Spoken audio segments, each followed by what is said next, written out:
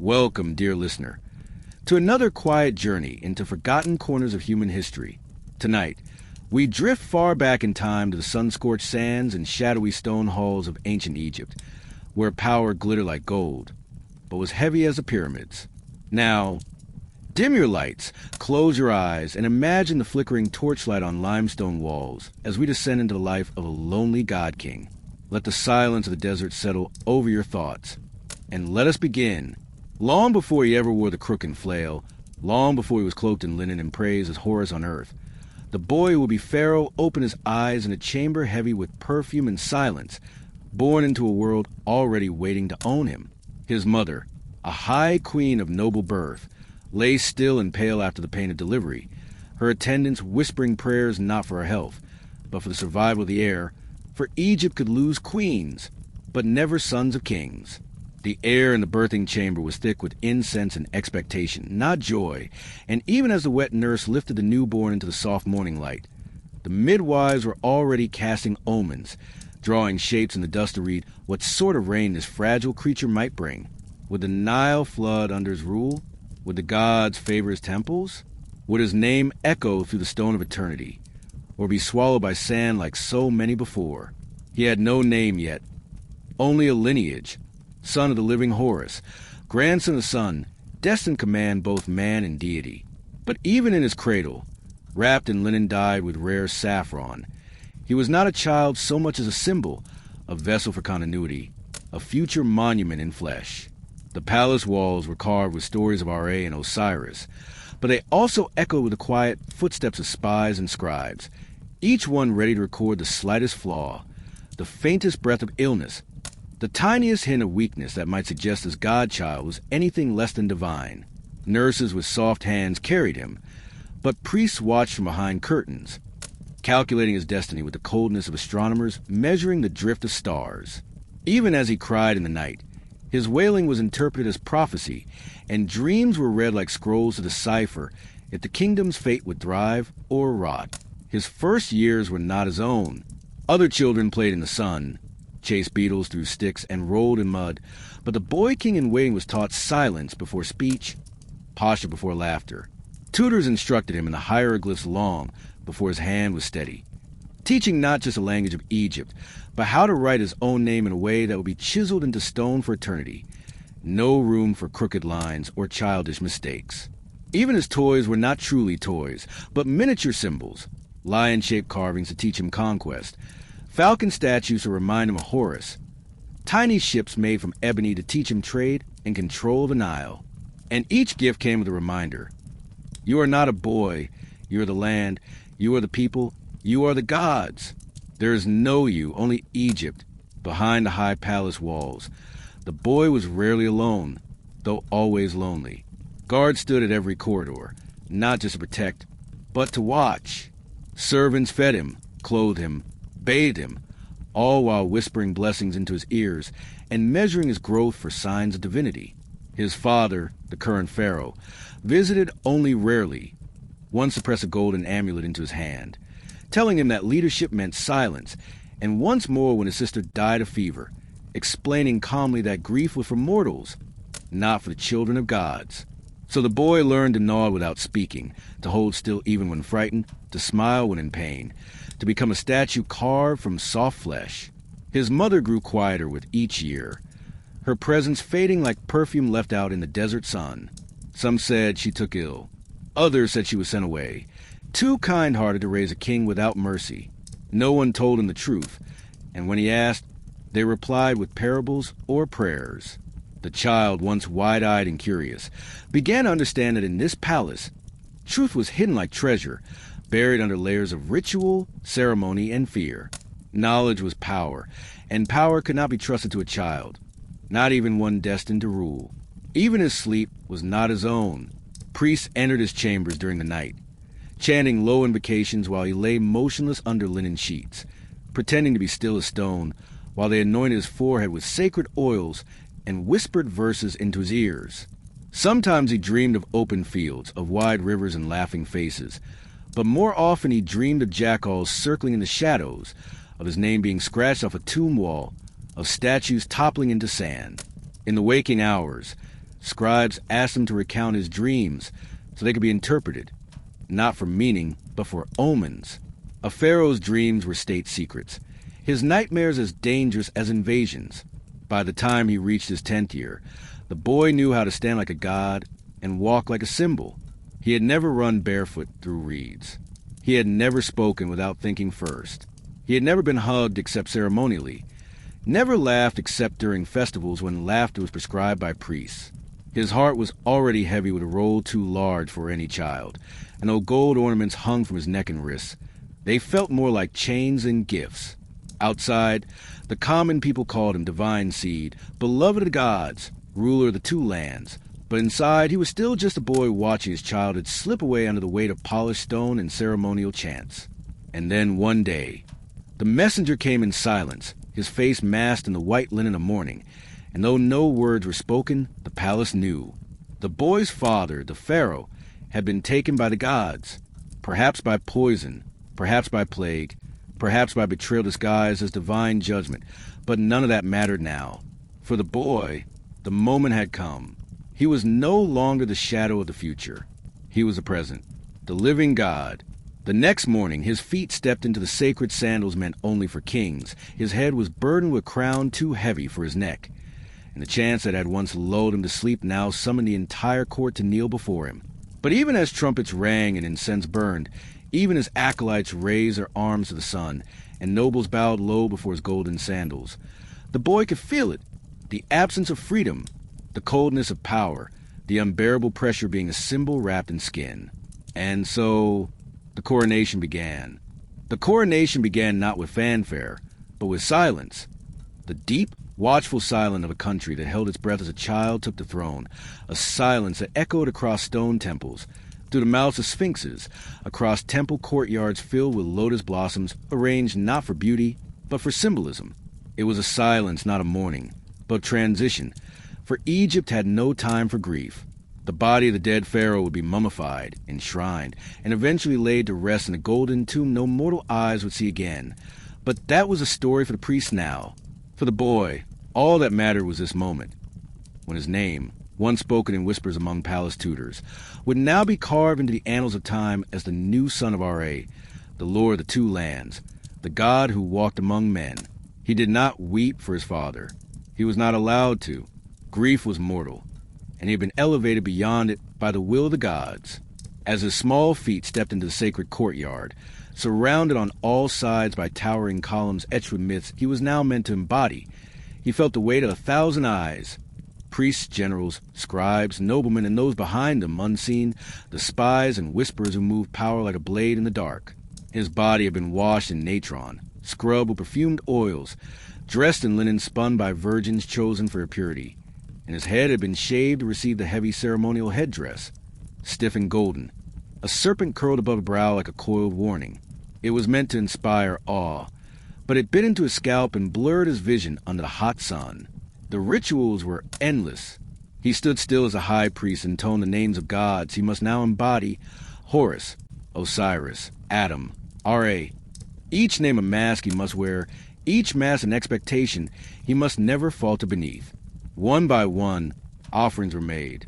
Bulls were sacrificed in his name, their blood caught in sacred basins and splashed upon the altar stones as priests traced protective sigils in the air.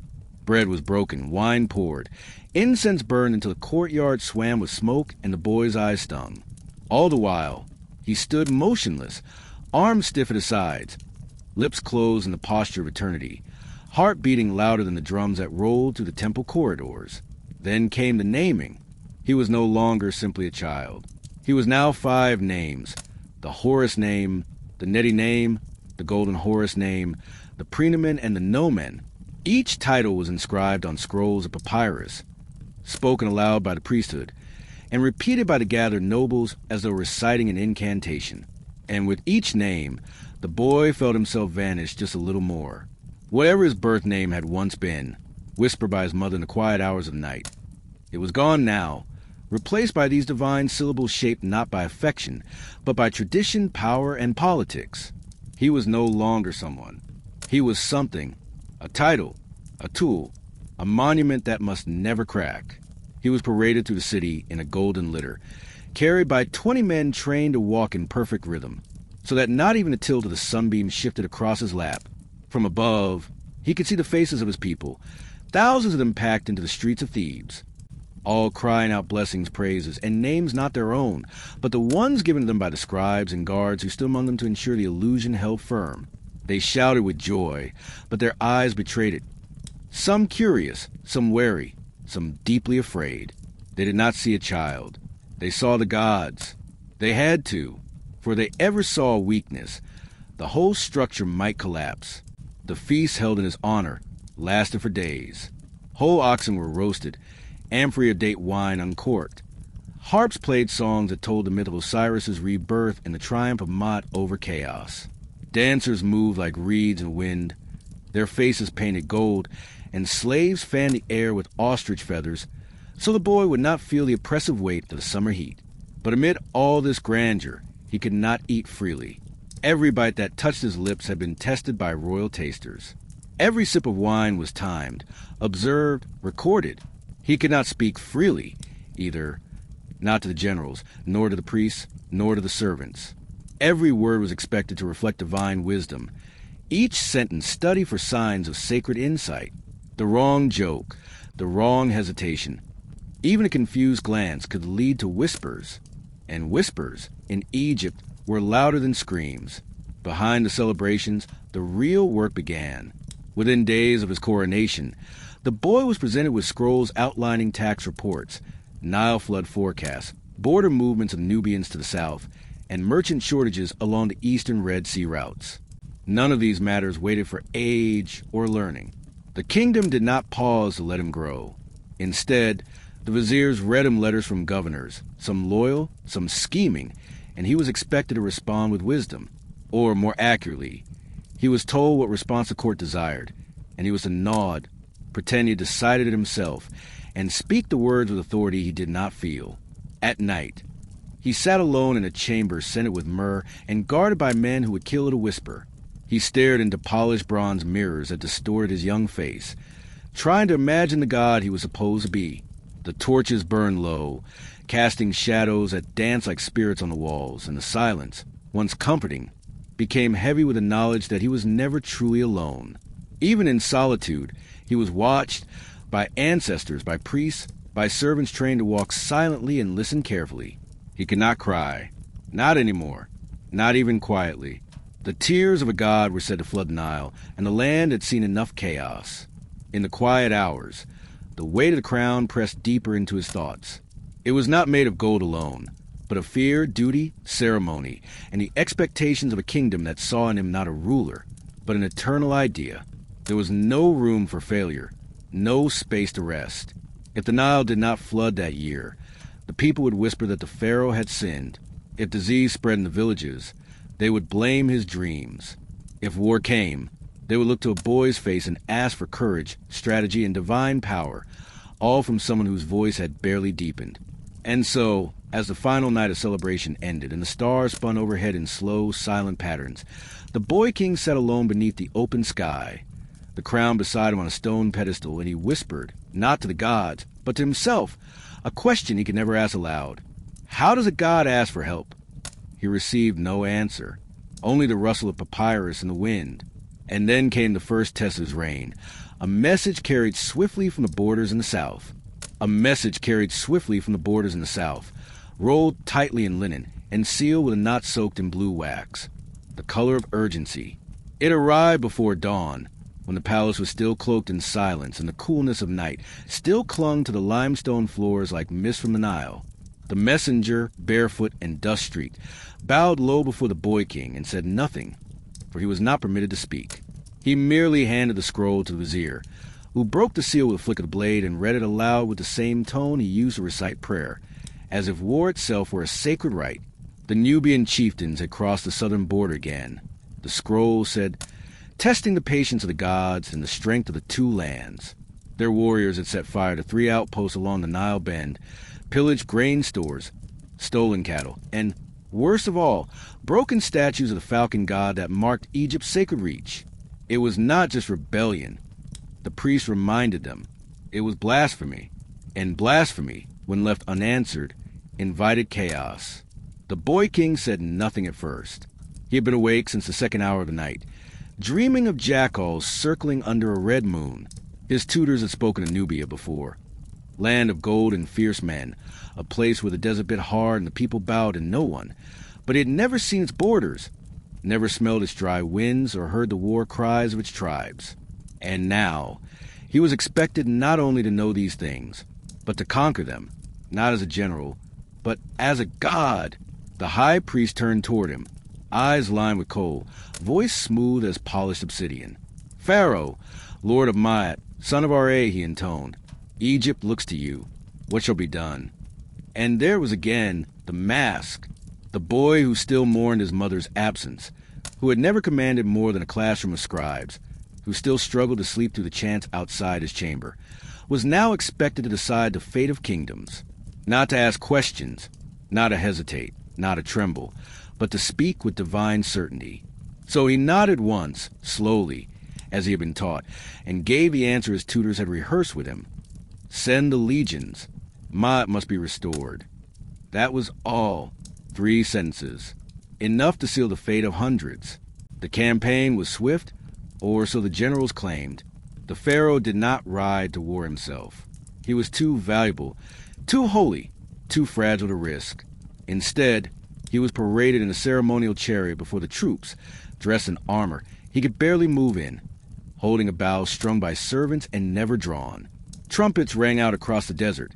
Lions in chains were brought from the royal menagerie to symbolize his power, and dancers mimicked battle under the watching eyes of the gods. This, they said, was the presence of Ra in battle, not the sword, but the sunlight, not the blood, but the blessing. He watched from a marble dais as soldiers marched past, eyes straight, back stiff, sweat trickling down their brows beneath iron helms. He memorized the movements, the exact beat of the drums, the pattern of the banners, the way the general spoke only when addressed. To the people, it was glory. To him, it was theater. And yet he knew, if those troops failed, if the campaign faltered, if the gods turned their faces away from the battlefield, the blame would not fall on the generals who plotted the routes or the scribes who counted the rations. It would fall on him, the boy, the god, the mask. As the army marched south, the palace returned to its daily rhythm.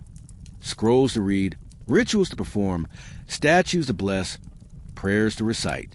But behind the stone walls and careful choreography of palace life, the pharaoh's thoughts wander far.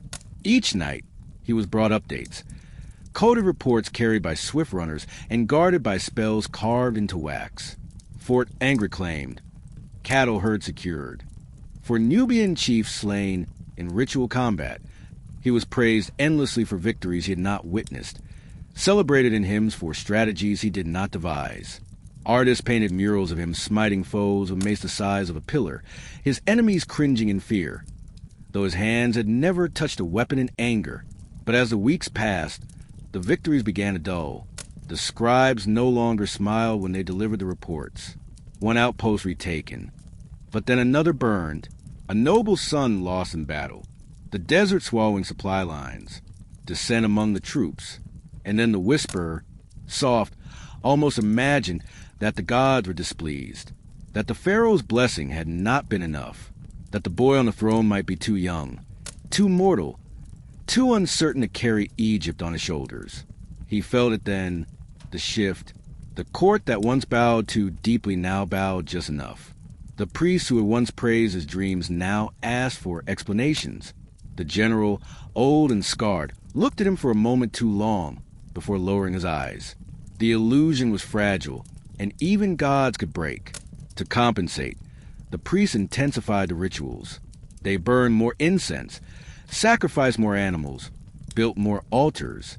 The pharaoh was led from temple to temple, made to kneel in front of statues with cracked lips and unblinking eyes, told to pray harder, to believe deeper, to speak louder so the gods would listen.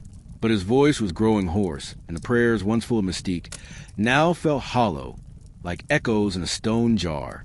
He began to see things, or thought he did. Shadows that moved against torchlight, faces in the stone walls, whispers in the silences between chants. He was told this was a sign of closeness to the divine, that visions were the language of gods. But in his heart, he knew it was something else. Not divinity, not madness, just pressure, relentless, invisible, and endless. When the army returned, sunburned, limping, triumphant, and bloodied, the generals offered him the spoils: gold, spears, slaves, and silence. They said the Nubians had been driven back across the desert, their temples burned, their leaders executed beneath banners bearing the Pharaoh's name. But they also offered warnings. The southern border was weakened, the people restless, the omens unclear, and above all, they asked him to smile for the scribes, to wave to the people, to pose for new carvings, to look like a victor, even if he did not feel like one. And so he stood on the steps of the temple, watching the celebration unfold. Acrobats twisting in the air, dancers spinning in golden dust, priests blessing the soil with libations, all while wondering when he had last spoken a thought that was truly his own. And as the crowd cheered, shouting his divine name, he could not help but wonder if somewhere out in the sand, among the ruined Nubian shrines and sun-bleached bones, there was a boy just like him, not a god, not a ruler, but just a boy, looking up at the same sky, asking the same question. And even before the drums faded, even before the torches were extinguished, the next concern was already approaching. Not from the deserts this time, but from within the palace itself. From within the palace itself, where the polished stone floors reflected torchlight like still water, and the pillars, vast and silent, seemed to lean just slightly inward, as if listening. The great temple halls, once comforting in their ritual rhythm, had begun to feel like a cage dressed in ceremony, the echo of sandals on stone carrying not the surety of power, but the warning of surveillance.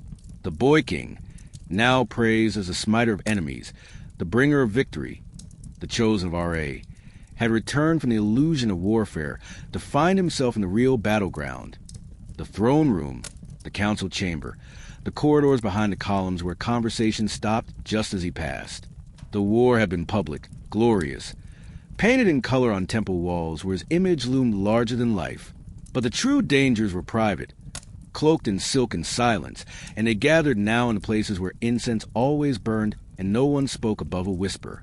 The viziers who once bowed low now lingered at the threshold of the throne, their eyes lingering a fraction too long on the gold rings at his fingers or the cobra on his crown, as if calculating their weight, not in symbolism, but in threat. The priests brought him more dreams to interpret, longer and more ambiguous each time, their meanings shifting like dunes under the desert wind, depending, it seemed, on how pleased or displeased they were with his answers. He was not alone, not truly. The palace was always full, of guard, of scribes, of servants whose names he would never know, of noblemen visiting with their wives and sons, of foreigners bearing gifts and flattery, of cousins he had never met before claiming blood ties long forgotten. But in all this fullness, he felt a thinning of trust. His questions were answered with riddles. His decisions were revised after he had spoken them.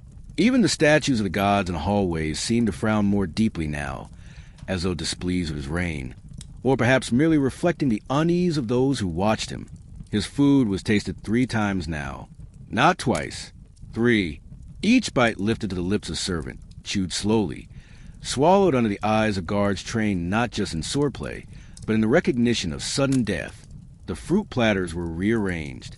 The wine amphorae were sealed with new sigils. Even the beeswax on his writing tablets was warmed and inspected before use. For your safety, the chief steward whispered. For the good of Egypt, the high priest added. But the boy, still a boy, despite the golden titles, knew what they meant. There were those who believed Egypt would be better off without him. He tried to trace the threat, but it moved like wind through papyrus leaves. A sideways glance in the Hall of Offerings. A comment left unspoken too long in the council chamber. A noble whose daughter was suddenly sent to the temple, or a guard whose post was changed without explanation. And always the whispers, soft as silk, but sharper than obsidian. Whispers about lineage, about whether the gods had truly chosen this boy, this child, this weak reed in the wind of divine expectation. Whispers that perhaps the son of a lesser wife might serve better. That perhaps a general with victories of his own, not just titles handed down, might restore strength. That perhaps the gods had not spoken clearly. To defend himself with sword would have been easy, but he could not raise a blade against a whisper. And so, he did what he had been taught. He prayed louder, fasted longer, appeared more often in temples, stood tall on the palace balcony, and allowed the scribes to carve even greater deeds onto the palace walls, though none had happened. The illusion had to grow, because beneath the illusion the cracks widened, and the more grand his image became, the more he suspected it was being built not to honor him, but to distract from the soft erosion of his power beneath it. One day, while passing to the chamber of audience, he saw a nobleman kneeling beside a statue of Thoth, god of wisdom and writing. The man bowed low, touched his head to the floor, and murmured a prayer that the boy could not hear. But when the man stood and turned, he looked not at the Pharaoh, but past him, not with fear, but with calculation. It was the look of a man who believed the future was no longer tied to the throne, but to the shifting currents beneath it, and it chilled the boy more deeply than any southern wind. He called for his advisors and asked simple questions. What were the names of the new nobles arriving this season? Why had the general's son not returned with the army? Why had the offering of oil to the statue of Osiris been delayed?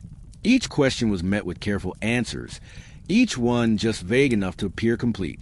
They did not lie, not outright, but neither did they speak truth. And the boy realized that power, for all its gold and smoke, was not the ability to command armies or receive offerings. It was the ability to control information, to shape what was known, what was hidden, and what was believed. And he had lost that power. The temple priests still chanted his name. The people still bowed when he passed. The festivals still bore his image high on banners of indigo and crimson. But all of it, every gesture, every voice, every carved tablet, felt like part of a stage built not to support him, but to hide the fact that his throne was growing hollow. He could not sleep. He walked the halls at night, barefoot, wrapped in linen, silent beneath the stars. He touched the walls where his ancestors' names were carved and wondered which of them had walked these same steps, alone and afraid, gods in public and boys in private. He passed the door of his father's old chamber and stood before it without entering. The guards looked away, pretending not to see. Even they understood the weight of that threshold, the burden of a legacy not chosen but inherited. And then one morning, after a night heavy with dreams he could not recall, he awoke to find a new statue had been erected in the temple courtyard. It was his likeness, taller than life, holding the crook and flail with arms that bore muscles he did not possess, eyes that stared straight ahead with a confidence he had never felt. At its feet, hieroglyphs declared him eternal, victorious, beloved of the gods.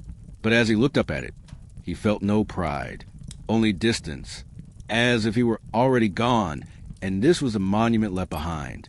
And even as he stood there, the high priest approached, robes heavy with incense, voice low and measured, and whispered, "The gods have spoken. The stars shift. There are signs of disease in the villages near the delta." And so it began, the next burden heavier than war or whispers. Pestilence. Pestilence. The word itself carried a weight heavier than gold, and though it was spoken in a whisper by the high priest, it echoed to the chambers of the palace like a gong struck deep underwater, slow and ominous. The Pharaoh stood motionless as the news was delivered, the morning sun not yet risen above the temple rooftops, its light still waiting to touch the polished stone floors now filled with the scent of myrrh and quiet dread. The villages near the delta, once green with papyrus and ripe with barley, had begun to change. First came the animals, cattle refusing to rise, goats coughing in the night, birds falling from sky to earth like forgotten prayers. Then came the people, fevered, trembling, their skin breaking out in sores that wept under the heat of RA. To the physicians, it was imbalance. To the scribes, it was bad harvest, poor wind, unclean water. But to the priests and to the people, it was something far more dangerous. It was sign, a message, a judgment. When disease came, it was not the body that was in danger, but the soul of the kingdom. At the center of that kingdom stood the Pharaoh, the living God, the beating heart of all things. If the people suffered, it meant the gods were displeased. And if the gods were displeased, it meant their chosen vessel, the Pharaoh, had faltered. The boy king, still young but wrapped in divine titles, heard these murmurs not in speeches, but in the slow way offerings began to increase in the temples. in the sudden arrival of new petitions placed at his feet during public processions, in the sharpness of the priest's eyes as they examined him for signs of divine illness, not boils, not blood, but weakness, doubt, fear. His hands, which had once trembled in secret, now trembled still, but now they were being watched more closely. Every cough was noted, every pause in speech analyzed. Had the sickness reached the palace? Had it crept into the veins of the one meant to protect the land with his presence alone? He was made to fast again, longer this time. No bread, no meat, only crushed figs soaked in water, and prayers whispered by old men with dry voices. His sleep was interrupted by nightly rituals, chanting, cleansing, incense so thick it made his eyes burn. They poured oils on his chest, painted glyphs on his arms, held sacred birds above his head, while reciting the words of Thoth. Be pure, they told him. Be still, they warned. The gods are watching now more than ever. He wanted to ask them what they meant, what it was exactly that the gods were waiting to see. Did they expect a miracle? A healing touch? An end to suffering through his breath alone? But he knew better than to question aloud. Even gods must be silent when the priests are listening. Outside, the fields of the delta withered. The farmers prayed to statues now, not to the sky. And in the cities, more troubling signs began to appear. Merchants covered their faces. Children disappeared from the streets. Funerals became quieter, more frequent, and carried out before sunrise. Entire families vanished into tombs that had not been prepared for such sudden grief. The stone carvers could not keep up. The embalmers worked by torchlight without sleep. Death was no longer something noble or distant. It was close, personal, and it was beginning to circle the throne. The high priest declared a national rite of purification. For 7 days, all temples would be closed to the uninitiated. Sacred fires would be lit at every gate, their smoke rising to the heavens in straight, choking lines. Every statue of the gods would be bathed in salt water and wrapped in linen, and the Pharaoh, the living Ra, the divine falcon, would walk barefoot across the floor of the great temple, alone, bearing no weapons, no crown, no adornments. He would plead on behalf of the people, not as ruler, but as servant. The ritual had not been performed in generations. It was meant for times of great trial. Now, it was meant to remind the gods that their servant had not forgotten humility. And so, the boy obeyed. The night before, he did not sleep. He sat by the window, watching the stars. He could no longer remember what it felt like to be unseen, to be a child. His shoulders ached from the weight of days and crowns and words he could not speak. He wondered, not for the first time, what would happen if he simply disappeared, if he slipped out through the servant's gate, barefoot and unnoticed, and vanished into the blackness of the desert. Would the kingdom continue? Would the temples still rise, the priests still chant, the Nile still flood? Or was he truly the hinge upon which everything turned? He never found an answer. The next morning, he walked the path of humility, as prescribed. The temple floor was cold beneath his feet. Incense rose like fog. The priests chanted softly from the shadows. He moved slowly, arms raised, head lowered. He passed between statues older than memory, beneath columns thick as towers. He did not cry. He did not falter. But inside he was hollow, a vessel as they had always said. And the vessel was beginning to crack. When the rite was complete, the priests nodded solemnly. The gods, they said, had been appeased. The sickness would pass. The kingdom would be spared. But the boy knew the words were just words. The illness had not stopped. The prayers were still unanswered. And the people still looked to him with desperate eyes. He returned to the palace in silence. That night, he was not given food. He was given scrolls, reports, more deaths.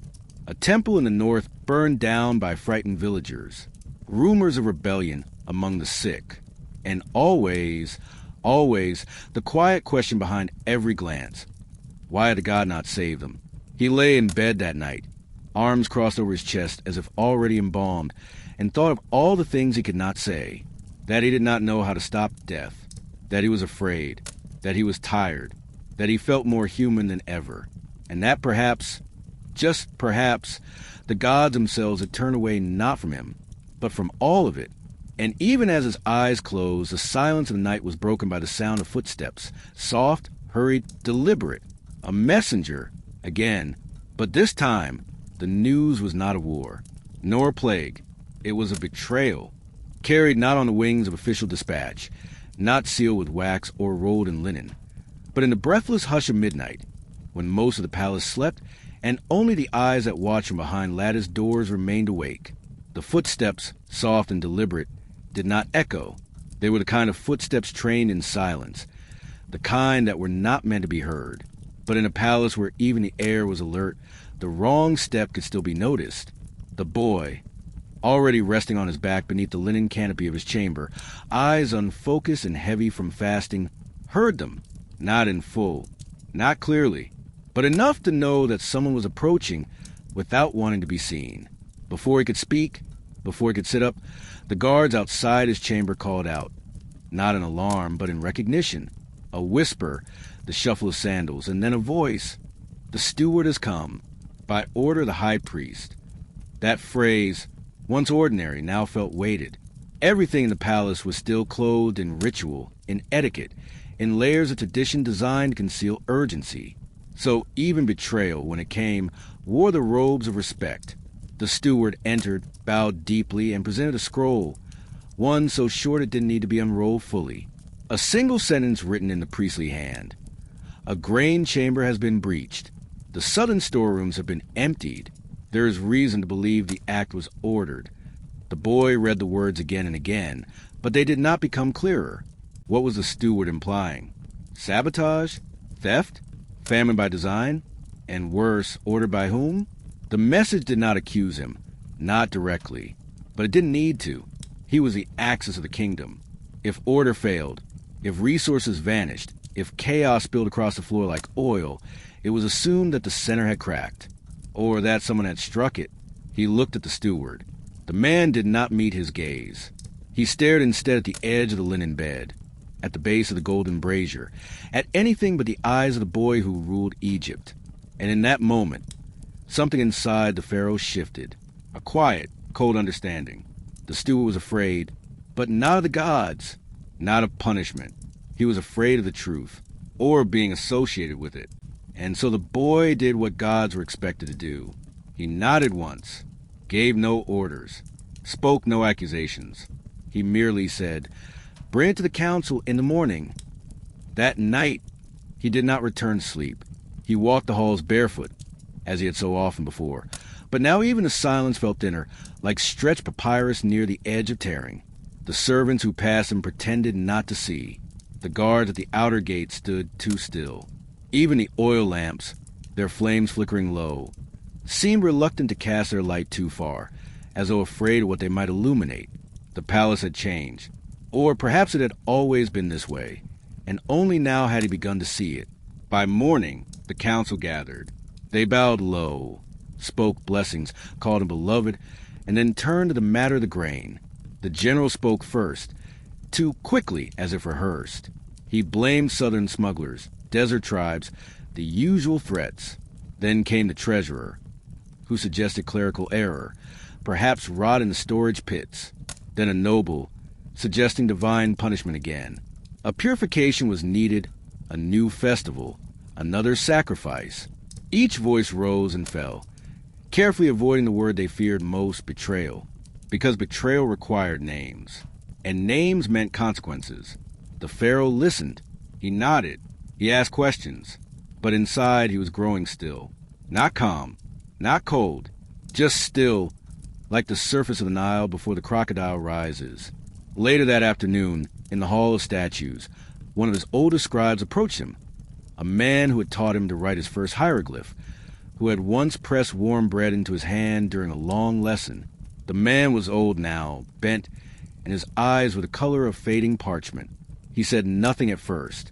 Then, with slow, careful breath, he whispered, "Do not trust the ones who speak the most. Listen to the ones who stop speaking when you enter."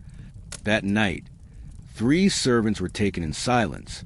They were not beaten, not questioned, not yet, but their absence rippled through the palace like wind through reeds. The guards stood straighter. The servants walked slower. Eyes lingered longer on doors. The air itself seemed to grow thick. And still, no accusations were made. The Pharaoh said nothing. But everyone understood. The god had begun to look for the ones who dared to reach under the throne. In the days that followed, scrolls began to arrive more frequently. Reports of sudden travel, of unregistered offerings sent to temples beyond the capital. Mentions of gatherings, not festivals, but private dinners. Old families visiting the city without declaring their presence. Rumors of coins minted in secret, of alliances being suggested in places where loyalty had once been unquestioned. And yet still, no hand moved openly. No word of rebellion was spoken in full voice. It was a game, played slowly behind curtains, and every piece moved in shadow. The Pharaoh remained outwardly calm. He performed the ceremonies. He blessed the people. He raised his arms to the rising sun each morning as if nothing had changed. But each night he read the scrolls, memorized names, traced the edges of his own crown with one finger, as though it were something fragile, easily broken. And still, the illness lingered in the countryside. Still, the priests whispered behind doors. Still, the throne felt heavier. But worse than whispers, worse than theft, worse than the silence of servants and the stillness of guards, was the slow realization that trust, once gone, could not be rebuilt. Not with gold, not with oaths, not with statues or prayers. And so he began to wonder, what becomes of a god when he trusts no one? The answer came not in words, but in blood, the blood of someone close, someone who had once made him smile in those rare, hollow moments of peace. For betrayal, once it enters a palace, never stops with food or coin. It reaches for hearts, and next it would reach his own. It was a steward's apprentice who found the body, not in some distant quarter of the city, not in the fields, not among the poor and the forgotten, but within the very palace, within the cool, shaded garden of white lotus, where only the trusted few were allowed to walk. The garden had always been silent, a sanctuary carved into the stone heart of the royal residence, with its sunken pools and tall papyrus plants swaying in the breeze. It was a place for rest, not grief, a place of meditation, not mourning. But on that morning, the garden held something stiller than silence, the heavy stillness of death. It was the tutor, the one who had taught the boy king his earliest words, the one who had guided his hand when he first traced the glyph of R.A. in wet clay, the one who had always seemed to understand when the weight of the crown became too much, and who knew, without asking, when the Pharaoh needed a moment of quiet rather than another ceremony. He was old, yes, and frail, and his beard had turned to silver many years before. But he had not been sick, not fading, not expected to leave so soon. Yet there he lay, face down on the stone path beside the pool, his hand still curled loosely around a sprig of blue lotus, as though he had simply bent down to pluck it and never rose again. At first, the official spoke of natural causes, of a heart too tired, of age finally claiming what time had long borrowed. But even before the physicians were summoned, even before the priests arrived to bless the scene and cleanse the path with holy oil, the whispers had begun again. This was no simple death, they said.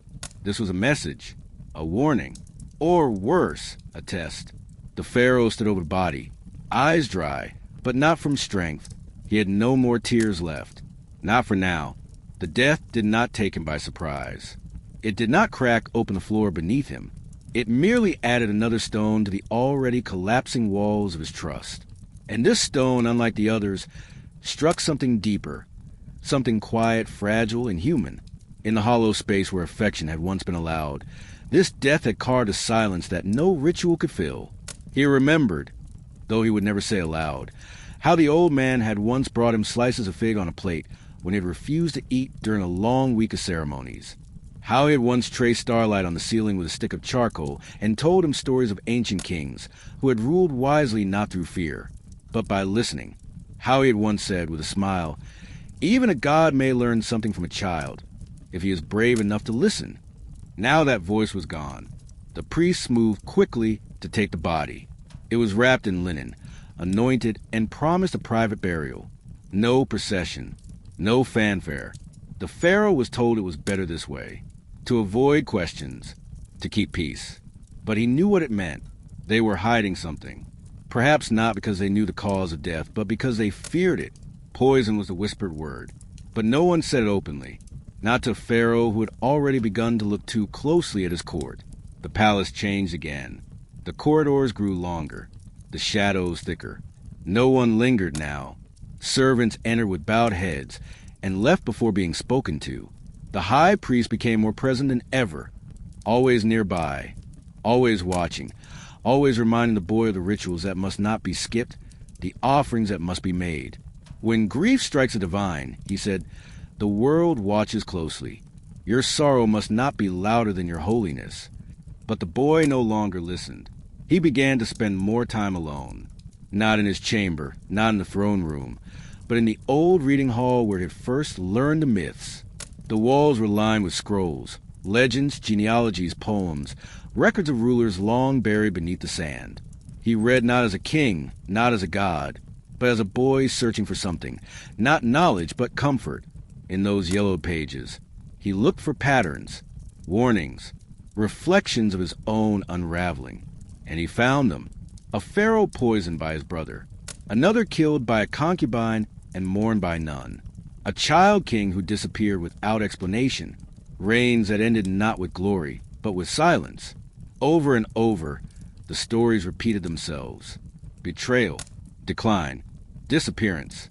The scribes had tried to shape history into symbols of strength, but the truth bled through, that even gods, when made of flesh, could be undone from within. One night, weeks after the funeral had been completed in secret, the pharaoh stood before the statue of Osiris, god of the dead, god of judgment, god of rebirth. He looked into the carved eyes and whispered, "If you were betrayed by your brother and became a god still, what becomes of one who is betrayed and remains mortal?" There was no answer, only the wind, moving softly through the garden, rustling the papyrus beside the pond where his old tutor had fallen. After that night, something hardened in him. Not cruelty, not rage, just resolve. A stillness deeper than before. He began to speak less, to observe more. He took no new advisors. He allowed the priests to chant and the generals to march and the nobles to dance in the courtyards. But he trusted none of it, not anymore. And when the high priest came again, as he always did, to speak of new omens and dreams and signs and stars, the boy god listened politely. He nodded. He offered incense. But behind his eyes, something watched, something that no longer wanted to be comforted, because now he understood the palace was not a place of rest. It was a battlefield made of silence.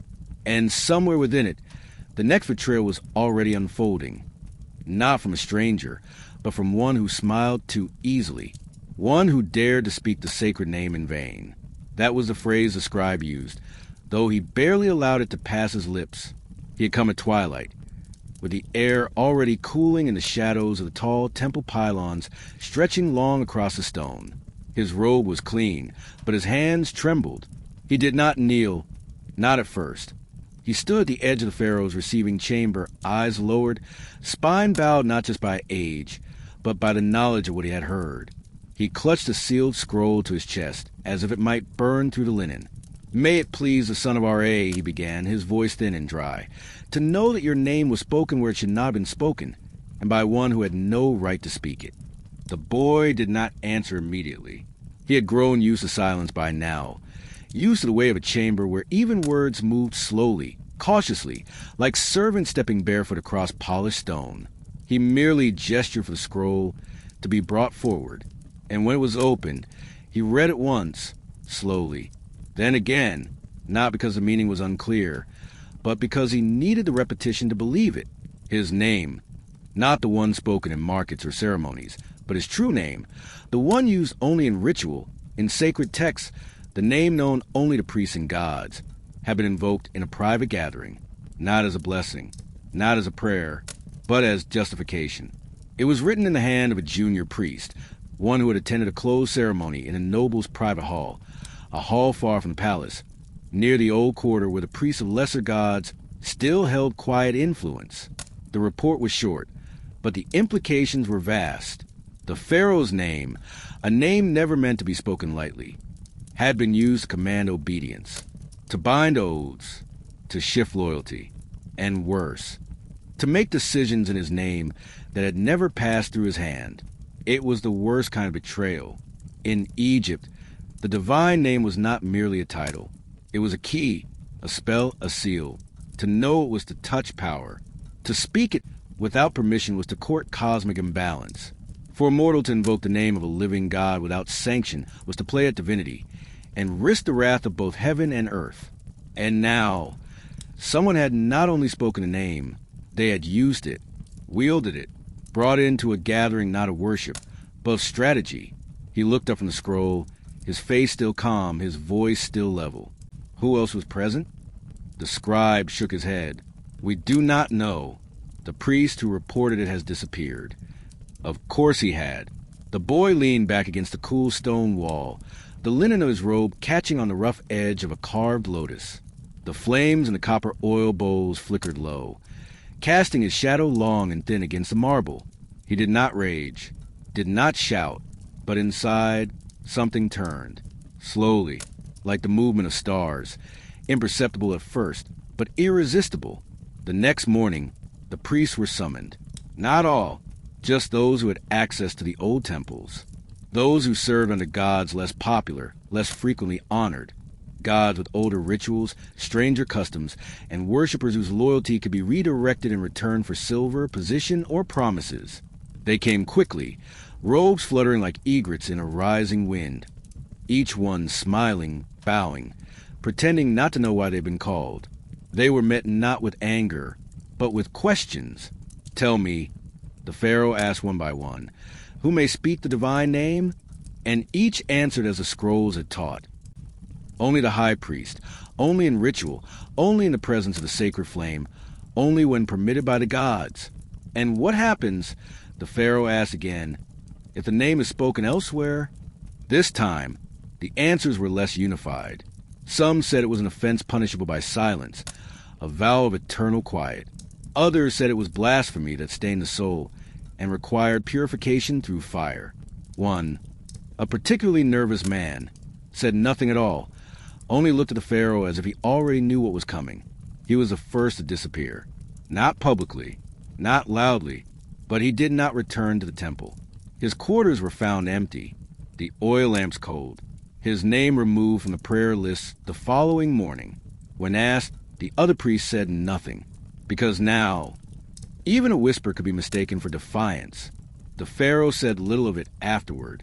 He simply appeared, more often than before, in the temples, not the great central ones, but the smaller, older shrines. He listened to chants. He watched the rituals. He studied the faces of those who looked at him not with reverence, but with calculation. And slowly, quietly, he began to remove them. Some were sent to remote outposts, far beyond the floodplain, to oversee temples that had not seen pilgrims in decades. Others were reassigned to tomb duties, respectful but silent work, far from power. And a few, though no record would say so, simply vanished.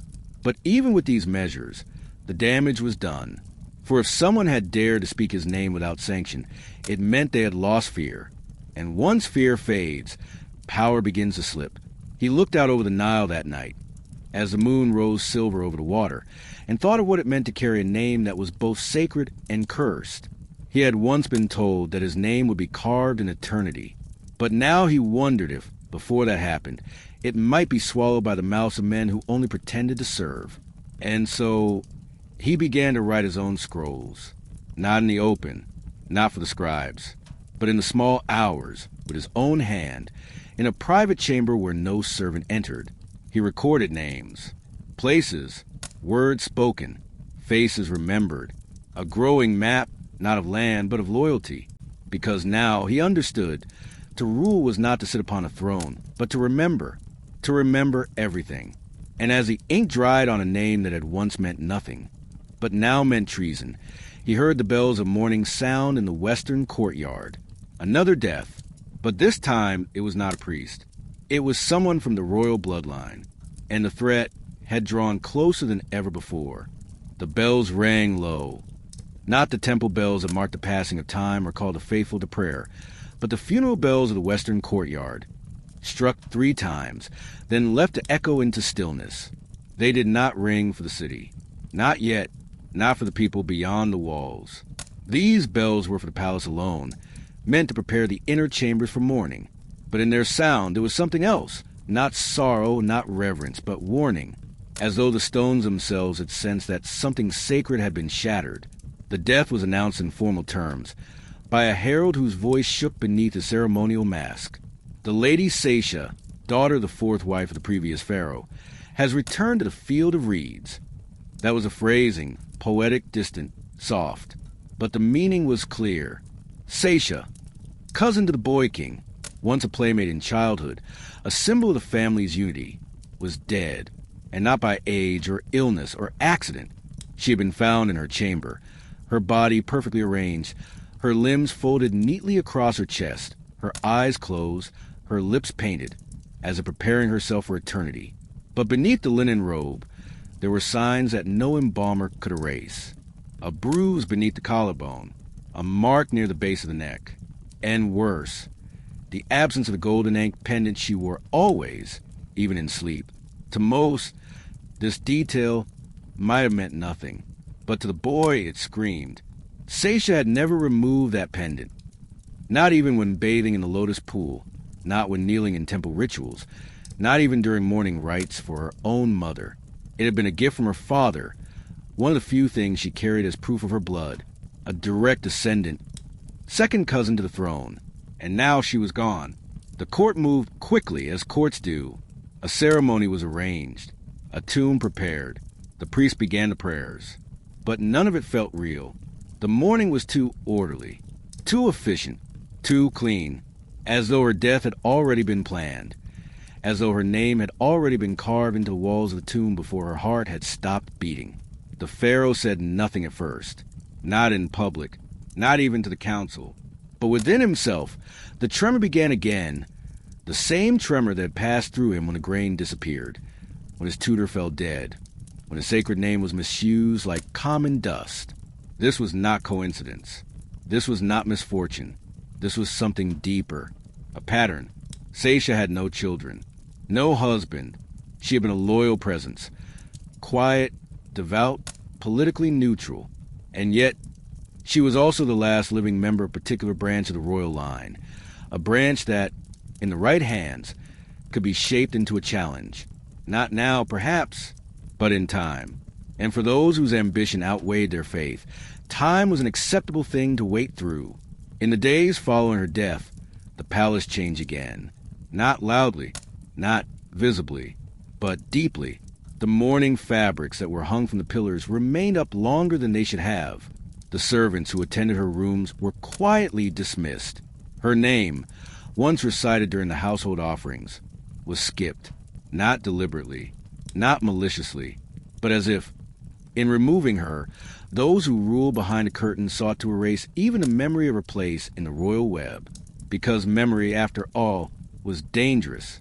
It tied past the present. It made some names harder to kill. The boy Pharaoh visited her chamber only once after her passing. It had already been stripped of personal signs. The cushions where she had once sat were gone. The scrolls she had been reading, gone. Even the mirror she had kept by the window, the one she claimed reflected the morning sun more sweetly than any jewel, was missing. The only trace that remained was a single reed flute, broken, tucked between two stones in the wall niche. He did not move it, did not touch it. He merely looked at it and whispered her name. He returned to his own chamber that evening and refused the evening meal. He sent the priest away, and then he lit a lamp himself, not the grand temple flame, but a simple oil basin, and began to write, not a prayer, not a decree, but a list of every person who had spoken her name in the last 3 months, every visitor to her quarter, every servant dismissed, every council member who had failed to mention her since her death, not for vengeance, not yet, but for memory, because he had begun to understand something terrible, that his lineage, once protection, had become a liability, that every drop of royal blood that did not run in his own veins was a threat waiting to be spilled.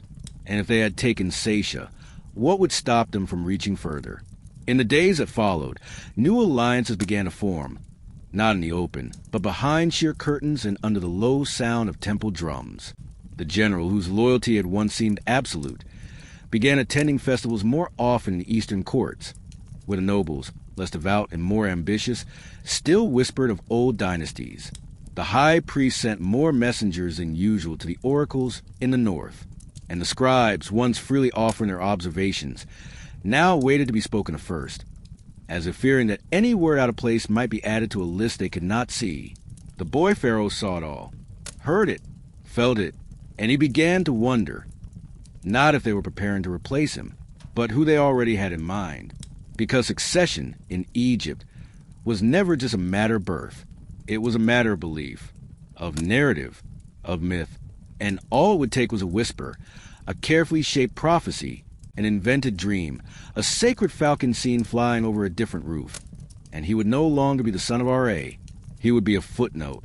And yet still, each day, he climbed the steps to the temple. Still, he stood before the altar and raised his arms. Still, he allowed them to paint his face and brush oil into his hair, because gods do not retreat, even when surrounded, even when they know the blade has already been drawn. And late one evening, as the sun bled red into the river, he looked into the mirror of polished copper they placed before him and saw not a god, but a boy waiting to be sacrificed for the sake of peace. And from that moment on, he began to plan, not for war, not for escape, but for survival. It was not a word the priests used, not a concept woven into the prayers of the court or etched into the walls of temples, where eternity was assumed and the continuation of power taken as divine truth. But the boy had begun to think of it often, not as a fearful thing, but as something patient, enduring, like a seed hidden deep in dry soil waiting for the return of the Nile. He understood now that rulership was not strength alone, nor divinity, nor lineage. It was awareness of what could not be said aloud, of who spoke too quickly, of where the silence fell when names were mentioned. And in that awareness, he began to work quietly. It started with a servant, not one of the well-groomed figures who bowed low and echoed temple formulas, but a mute boy, barely past childhood, who cleaned the edges of the offering tables at dusk. He had no voice, but his eyes saw everything. And when the Pharaoh one evening gestured him near and offered him a slice of bread, the boy simply bowed once and placed his forehead to the ground. He did not ask questions. He did not speak.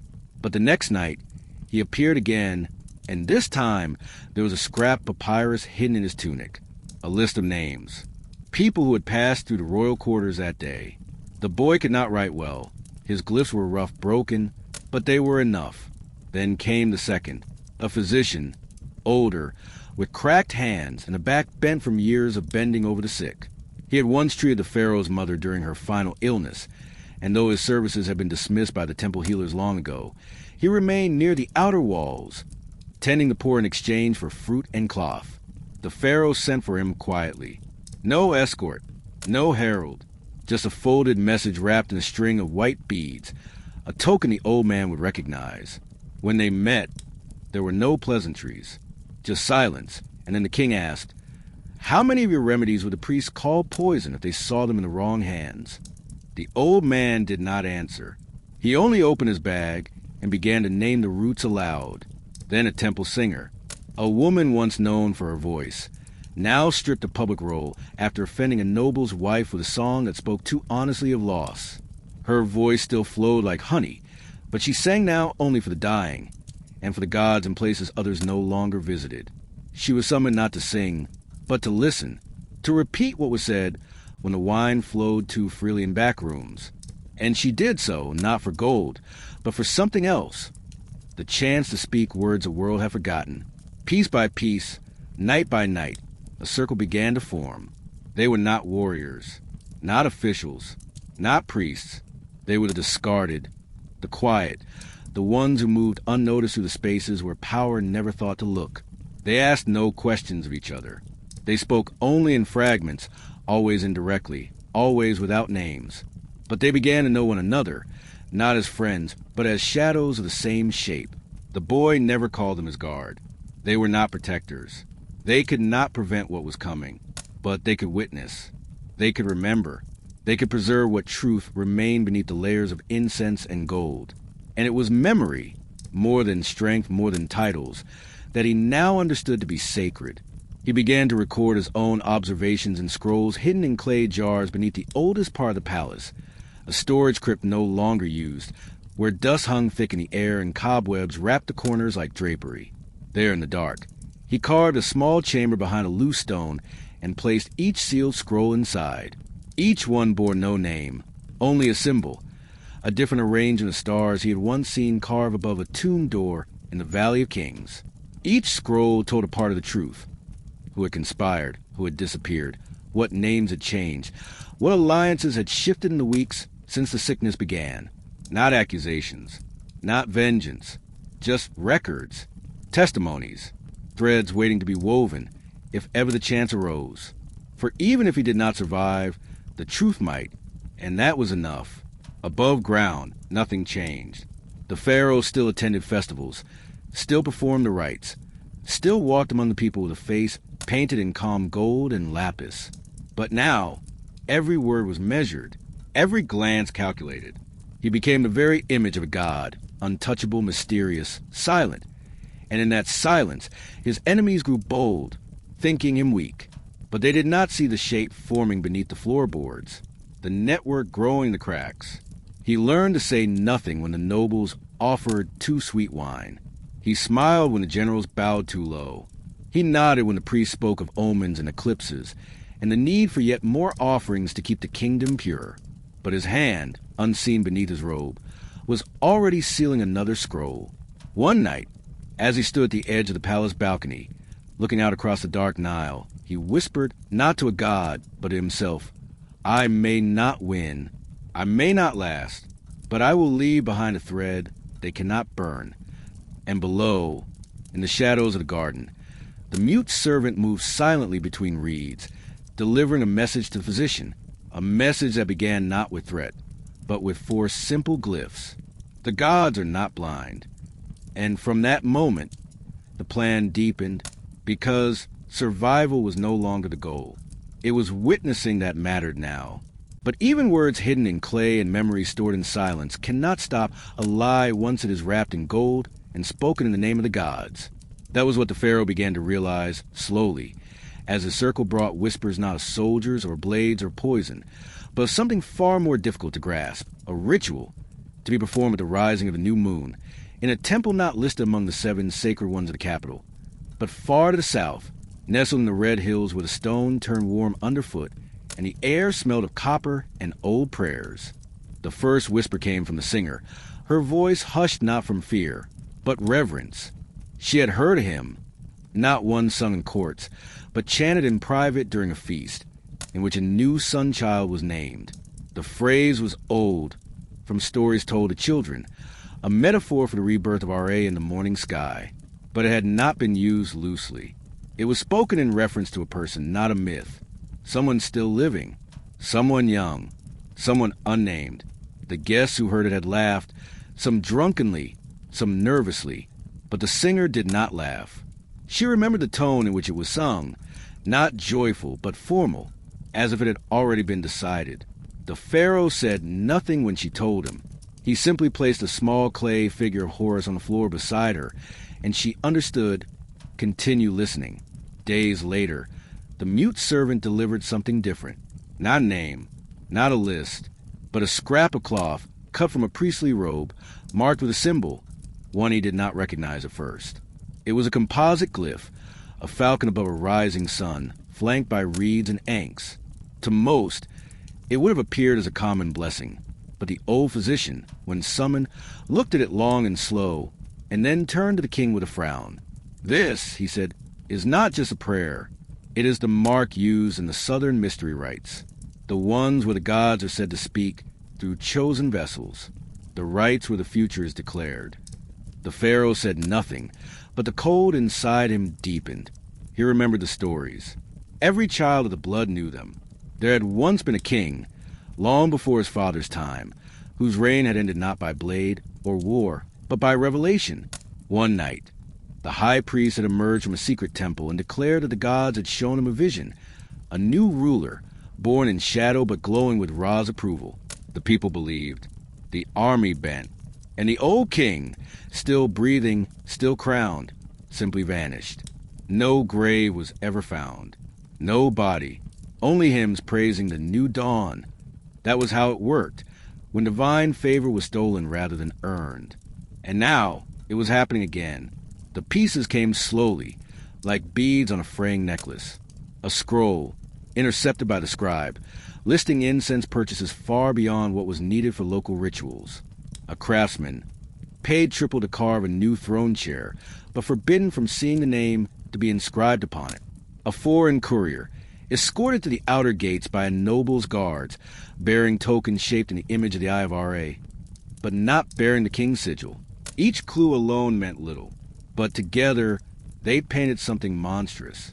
They were planning a ritual, not in open defiance, not with weapons, but with belief. A ritual that would show the people, or at least the powerful ones, that the Pharaoh had lost the favor of the gods, that a new divine child had arisen, perhaps a cousin, perhaps an orphan prepared for this purpose alone. Someone young, harmless, empty enough to be filled with myth. Someone who would smile and kneel and weep when the stars were aligned just right, and whom the priest would declare chosen. The Pharaoh sat long that night in his chamber, not sleeping, not praying, just watching the oil lamp flicker against the smooth wall. He could feel it now. The tightening of the net, not of swords or rebellion, but of story. They weren't trying to kill him. They were trying to replace him, which in Egypt was the same thing. He whispered to no one, "What is a god, if not the one they choose to believe?" And in that question, he found his answer. The next day, he visited the great temple. He did not bring his full retinue, only 2 guards. The priest welcomed him, more nervous than reverent. He asked no questions, gave no blessings. He merely walked, slowly, through the sacred halls, letting his hand brush the walls as though feeling for weakness in the stone. In the inner chamber, where the sacred bark of the god was kept, he stood long in silence. Then quietly he placed his hand on the god's pedestal and said, "If they speak in your name falsely, then let your silence curse them louder than my voice ever could." The priest did not understand, but the old scribe did, and he made a note of the exact moment, the exact words, the exact placement of the hand, because now the Pharaoh would fight not with decree or punishment, but with presence. If they wanted to perform a ritual, he would make his own. If they wanted to shape a vision, he would craft a dream more enduring. And if they believed he was already a ghost, he would become one so deeply etched in memory that no false god could take his place without choking on his name. But the new moon was coming, and with it, the ceremony. And beneath it all, the boy Pharaoh of the circle began preparing not to stop it, but to survive it. The moon had disappeared entirely by the time the servants began preparing the ritual space. It was not held in the great temple, nor in any of the usual ceremonial grounds. This was a place unknown to common people, and even among the priesthood, it was only whispered of a desert chapel, carved directly into the belly of a cliff, a place once used by astrologers and the keepers of forbidden texts. Its walls were smooth from wind, not hand. Its altar was not gold, but black stone, veined with salt, a place where silence came not by reverence, but by design. And it was there, beneath stars that blinked without warmth, that the ceremony began. They came dressed not in color, but in white, a purity designed to cover what could not be cleansed. The high priest entered first, his arms outstretched, his shaved head painted with the Eye of Ra. Behind him came the nobles, the lesser priests, and a child. A boy, no older than 10, with a face painted in divine gold and eyes lined with black that made them seem too large for innocence. He wore the blue crown. He did not speak. Hidden in the rocks above, in a cavity shaped like the mouth of a god long forgotten, the boy Pharaoh watched. He did not come in finery. He wore only a rough linen robe and a mass of clay over his face, made not to deceive, but to shield. Beside him crouched the mute servant, watching through a narrow slit in stone. Below them, behind another crevice in the rock, the temple singer crouched in darkness, her hands wrapped around a reed stylus and fresh papyrus, ready to record. The old physician stood further down, hidden by overhanging roots, watching the feet of the gathering, noting every sandal, every ring, every tremor of hesitation. This was the moment the circle had waited for. The high priest began to speak. "Let all here gathered bear witness to the rising of the new sun, the one chosen not by man nor crown, but by the will of Ra, who has withdrawn his light from the old and placed it now upon the pure." He turned to the boy. "This is the child of tomorrow, the one seen in dreams, whose laughter echoes in the sacred flame, whose blood is free of doubt, whose name has not yet been spoken, because it will be revealed by the gods alone." The nobles bowed. The priest chanted. A brazier was lit, and its smoke curled upwards, thick and gray, as if reluctant to rise into the cold air. The child remained still. His eyes did not move. He seemed not fearful, not proud, but empty, a vessel prepared, a mirror polished to reflect whatever shape the priest needed. Then the lie began. One priest, wearing the feathers of the ibis, stepped forward and declared, "A vision came to me in fasting." R.A. turned his back to the palace and lifted this boy from among the reeds, calling him by a name of light. "I saw it. I wept. The truth burns." Another stepped forward. "The old king is fading. He no longer walks in dreams. His voice is absent from the smoke. The river does not rise for him. The gods wait." And then, most bitter of all, came the final voice, a noble woman, silver-haired, once a friend of the late Seisha. "I dreamed of a falcon wounded, its feathers stripped by wind, its eyes clouded, and beside it rose a smaller bird, untouched, bright. And the god said, 'This is the sun reborn.'" The Pharaoh did not move, not even when his name, his true, sacred name, was spoken, not in reverence, not in love, but in removal. "The Pharaoh, blessed though he was, has lost a path," the high priest said, "and we, as his servants, must guide the world back to the sun." The moment hung like mist, and then the final act began. A bowl of water was brought forward, clear, still, silent.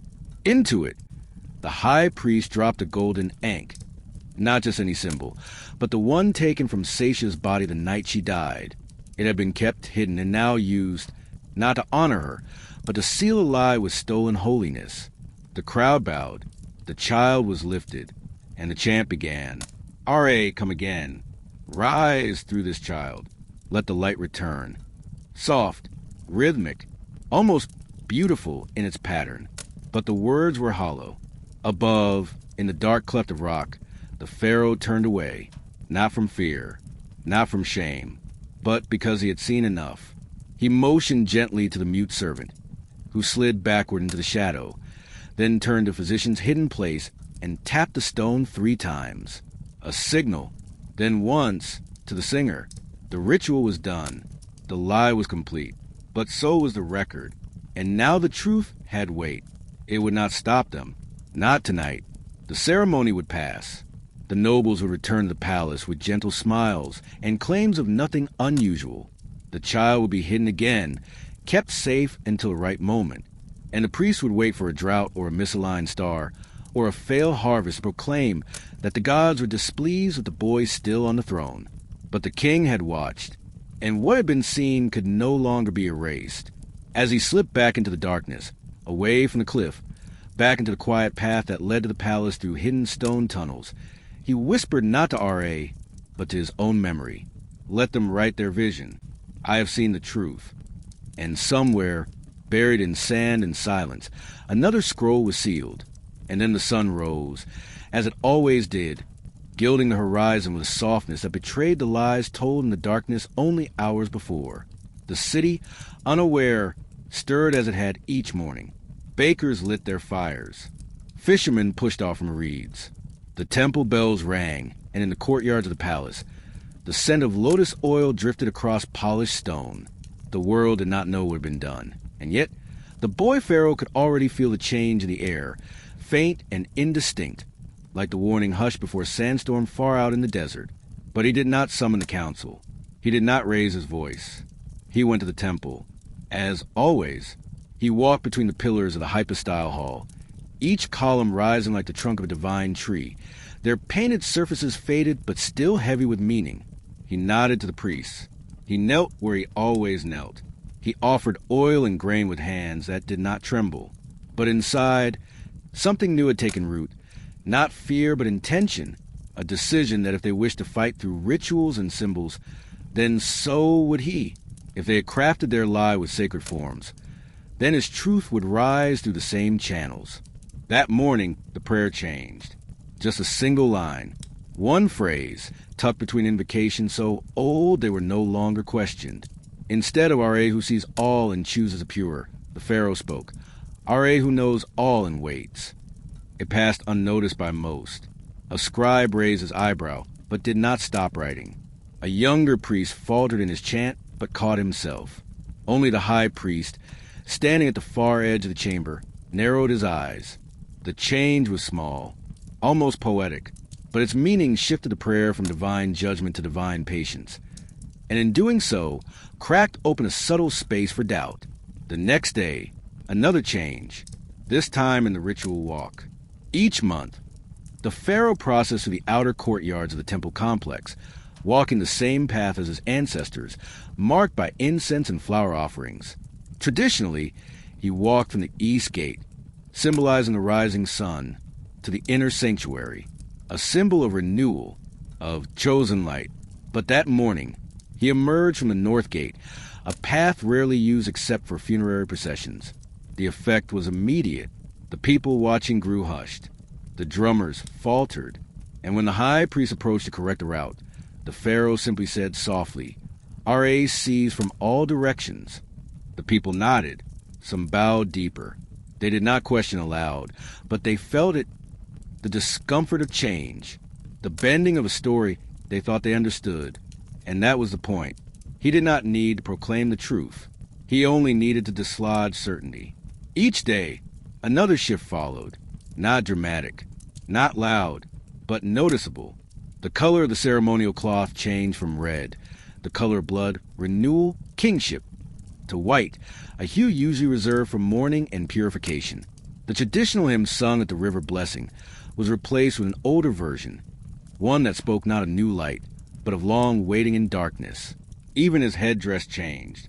Instead of the double crown that united Upper and Lower Egypt, he began to wear the simpler nemes, unadorned, the same headdress worn by pharaohs during times of internal unrest, a visual echo of past kings who had survived succession crises without spilling a drop of blood. None of this could be punished. None of it broke law. But it whispered.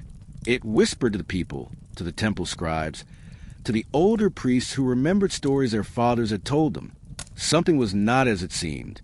In the markets, the chatter changed. Not accusations, no one would dare, but questions.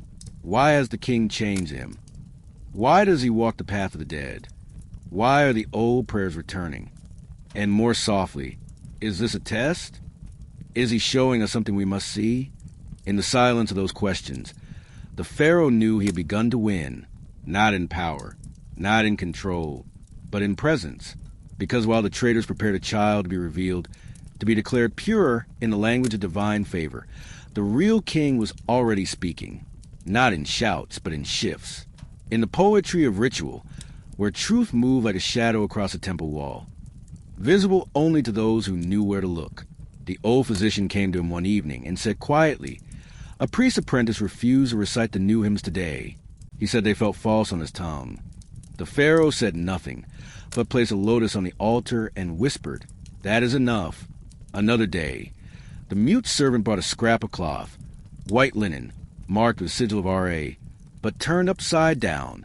It had been found under a noble's seat during morning prayer. A sign of sabotage or a protest? The king didn't know, but it meant that someone, somewhere, had begun to speak without speaking. Even among the palace guards, eyes began to change. When the child brought forward by the priest passed by one day, led under cover to the palace gardens for observation, more than one guard looked away, not in obedience, but in discomfort. A seed of doubt had been planted, and it was growing, slowly, quietly, like water slipping beneath stone. And though the Pharaoh knew the storm had not yet broken, though he understood that the final test was yet to come, he also knew one thing more clearly than ever. The lie had been too perfect, too choreographed, too clean, and people do not trust perfection. They trust the flaw, the pause, the flicker of uncertainty that marks the real human soul. And now, thanks to the quiet shifts in sacred rhythm, they had begun to see that flaw in the story of the new son. They had begun to see him again. Not as the child they were told had been abandoned by the gods, but as a man who still walked, still prayed, still waited. As someone who did not flee, but stood within the walls of the very temple where they said he no longer belonged. He did not need to shout. He only needed to endure, because the gods, like the people, would remember not who burned brightest, but who remained even in shadow. And it was that shadow, not storm, not sword, that began to terrify those who had tried to claim the light. For the conspirators had expected disappearance, or defiance, or exile. They had expected the boy Pharaoh to either flee from power or lash out against it. Instead, he stayed, quiet, watchful, present. He offered no challenges, only rituals. He cast no accusations, only prayers. And in that stillness, he endured. But the people had started to watch him again. Not openly, not with loud devotion, but in small gestures, in moments, in the way they lingered longer at the outer courts during his appearances, in the way they murmured his name, not as command, but as memory, in the way they began to question the too-perfect story of the golden child who had been revealed in the night. So the conspirators turned to a deeper form of control. They turned to omens, because while humans may question words, they rarely question the sky. The first was simple, a red eclipse, seen in the early dawn, just before the 7th day of the festival of Ra, an omen that no one could have predicted. And yet, curiously, all the priests were already gathered before it happened. They pointed as it unfolded, murmuring warnings, reciting ancient lines about kings whose rule had fallen under red suns. It is a sign, they said. The gods have hidden the light from the unworthy. No one spoke the Pharaoh's name, but everyone understood, or so they thought. But in the crowd stood a woman, old, bent-backed, a former wet nurse of the royal court. And as the red faded, she said, loud enough for nearby ears to hear, I saw an eclipse just like this during his father's reign. The harvest doubled that year. A simple sentence. But doubt once seeded is a patient vine. The conspirators tried again. This time, a sacred ibis, painted in blood on the walls of a lesser shrine. A sign set to appear only when the gods reject a false ruler. The next morning, a priest discovered the sign, screamed aloud, and called the people to witness.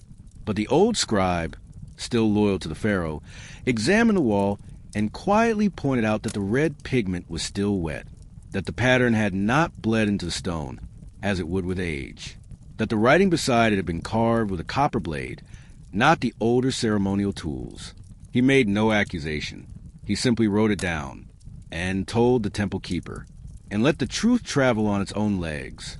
The conspirators, sensing that control was slipping, began to push harder.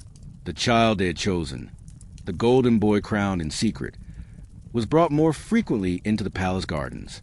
He was paraded before visiting dignitaries, always flanked by priests. He was painted with stories before he had learned to speak them, taught to mimic the stance of kings, to walk in the sandaled silence of power. But the people saw. They saw that he did not know the prayers. They saw that he never addressed the sun without being prompted. They saw the fear behind his eyes, not fear of rule, but fear of being watched. And beside him, always watching from a distance, stood the boy Pharaoh.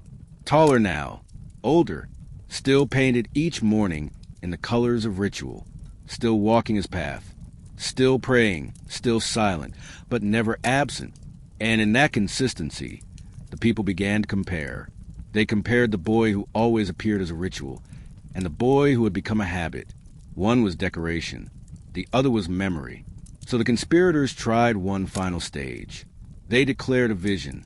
The high priest emerged from the inner sanctum one morning with his eyes rolled back and his voice trembling.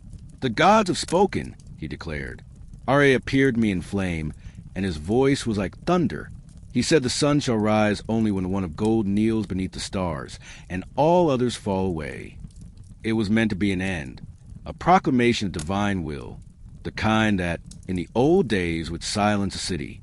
But something had shifted, because now the people asked, which gold? The one who prays each day, or the one we've never heard speak? No one said the Pharaoh's name, but no one forgot it either. And when the stars rose at night, the boy Pharaoh stood alone in the courtyard, beneath a sycamore tree planted generations ago by his mother. He did not kneel. He did not chant. He simply looked to the stars and whispered, "If the gods wish to speak, they will find me here. I do not hide." And a single guard, passing in the shadows, heard the words and remembered them. And the next morning, the rituals resumed. The chants returned. The people gathered. And the boy Pharaoh walked again from the north gate, the gate of endings. But now, each step left a mark, because the people were no longer just watching. They were choosing. And that not rebellion, not speeches, not war, was what frightened conspirators most. For they had crafted their vision so carefully, polished every ritual, painted each word their lie in sacred colors. But it was unraveling, not from resistance, but from recognition. The people were remembering. And memory, when it stirs, becomes a power more enduring than myth. So they turned at last to the oldest weapon left, doubt in the mind. They could not say the Pharaoh had failed. His rituals were flawless, his devotion unbroken. They could not say he had vanished. He appeared each day, walked each path, honored every right. So instead, they began to whisper, not in the streets, but in the shadows of the palace, in the ears of those whose loyalty was shallow, whose ambition flickered like a flame in wind. "Have you noticed how still he is?" they murmured. "How he walks in silence, never laughing?" "It is not sadness," others replied, lips barely moving. "It is disconnection, as if he sees things we do not." Then he repeats prayers from ancient forms no longer sanctioned. And finally, perhaps he communes too deeply with the unseen. That was how it began, not with a decree, but with concern. A noble woman approached the court physician one morning, feigning worry. "I believe he does not sleep," she said. "His eyes are too focused, like one who lives half in vision." The priest scribe, formerly neutral, now took up the thread. "I watched him pause mid-chant yesterday, gaze fixed on the flame, as if the gods were speaking only to him. That is not always a blessing." The court murmured. The guards watched. The advisors wrote messages wrapped in silk and sent them into the hills. And then, when the soil of suspicion had been tilled thoroughly, the high priest took to the podium during a midsummer blessing and spoke words laced with poisoned reverence. "Our king," he said, "is touched more deeply by the gods than most mortals. His mind swims in sacred rivers we cannot enter. Let us pray he remains anchored to our world." It was not an accusation. It was pity, and pity, in the mouth of power, is more deadly than hate. Because to be mad in Egypt, especially divine madness, was not shameful. It was dangerous. It meant you were too close to the gods, no longer guided by human needs. And a ruler must still walk among people, not float above them. The Pharaoh heard the words. He did not respond. He did not call council or summon scribes. Instead, the next morning, he changed his robe. Where once he wore ceremonial white, he now appeared in simple linen, the kind worn by craftsmen during the flood months. No jewels, no headpiece, only a narrow strip of red tied around his wrist, a color once used to protect children from spirits. When asked why, he said, "I wish to remind myself that I am mortal." And that night, the whisper changed. "Perhaps he knows," they said. "Perhaps he sees his own unraveling." The conspirators grew bolder. They summoned records from older temples, texts describing kings who had once spoken with stars, then wandered into the desert never to return. They read verses aloud at court gatherings, their meaning not explained but clearly suggested. They offered to the gods on behalf of the pharaohs health of mind and clarity of soul. And then, finally, they delivered their blow. A decree, not public, but whispered through the hierarchy, that the boy pharaoh will be invited to the high temple at the next full moon for a private cleansing ritual, a rite used only for those thought to be troubled in spirit. A blessing, they called it, a renewal, a tradition. But the true purpose was clear. The cleansing ritual was not purification. It was removal, a way to strip a ruler of divine protection, to declare him spiritually unsound, and then quietly replace him with one seen as more balanced. They expected compliance. They expected the boy to submit, to kneel before the altar and accept the rite without resistance. But instead, the Pharaoh fasted. 7 days. Not publicly, not with proclamation, but alone, quietly. No food, no drink but water. He stood at dawn each day beneath the same sycamore where he once waited for his mother to finish prayer, and there he remained until dusk, unmoving, eyes closed, lips silent. People passed. Servants brought offerings, but he touched none. And on the 8th day, when the priests came to escort him to the high temple, he said, "If I am touched by the gods, then let them cleanse me themselves. If not, I am already clean." And he walked through them, not with defiance, but with a calm so absolute that even the wind seemed to pause. The people saw, the people remembered, and the whispers changed again. Not madness, but clarity. Because what sort of madman walks alone into suspicion and leaves untouched? The high priest, watching from the temple steps, said nothing. But that night he burned the decree, and in a hidden chamber beneath the palace, another scroll was sealed, a record of the attempt, of the lie, of the king who did not flinch. The nobleman had not always been a conspirator. There had been a time, long ago in the quiet bloom of youth, when he walked beside the boy Pharaoh through the palace gardens, no titles between them, only shared lessons and stories of gods too large to fear. They had studied together under the temple scribes, sharing clay tablets and reciting chants until their voices cracked. He remembered laughter. He remembered a night under the date trees when the future king had whispered, "If they make me wear the crown, will you still speak to me like this?" And he had answered, "Only if you still listen." But time in the palace did not move like the river. It moved like sand, dry, abrasive, grinding silently between stones until all smoothness became edge. Over years, the noble had been promised more land, more influence, a seat beside the high priest himself. If only he helped make space for a new dawn. They had called it guidance. They had called it renewal. They never called it betrayal. And so, slowly, he had stepped away from the Pharaoh, not with one great act, but with 100 small silences. One missed audience, one in sign letter, one evening where he looked the other way. But now, something in him was unraveling. It had started as discomfort. The way the child king they had chosen always avoided his eyes, how his steps echoed too perfectly, like a script repeated rather than a life lived. Then came the ritual omens, the red eclipse, the painted ibis. Too precise, too neat. And finally, the cleansing decree. That was when the nobleman could no longer sleep. The Pharaoh had not resisted, had not begged, had simply stood beneath the sycamore, as if waiting for judgment not from the priests, but from the gods themselves. It was not madness. It was conviction. He began to avoid the gatherings. The long halls where the high priest whispered triumph in polished phrases now repelled him. He walked alone more often, and when the stars rose, he watched them from the same terrace he had once shared with the boy Pharaoh, their sandals kicking at the same patch of carved stone.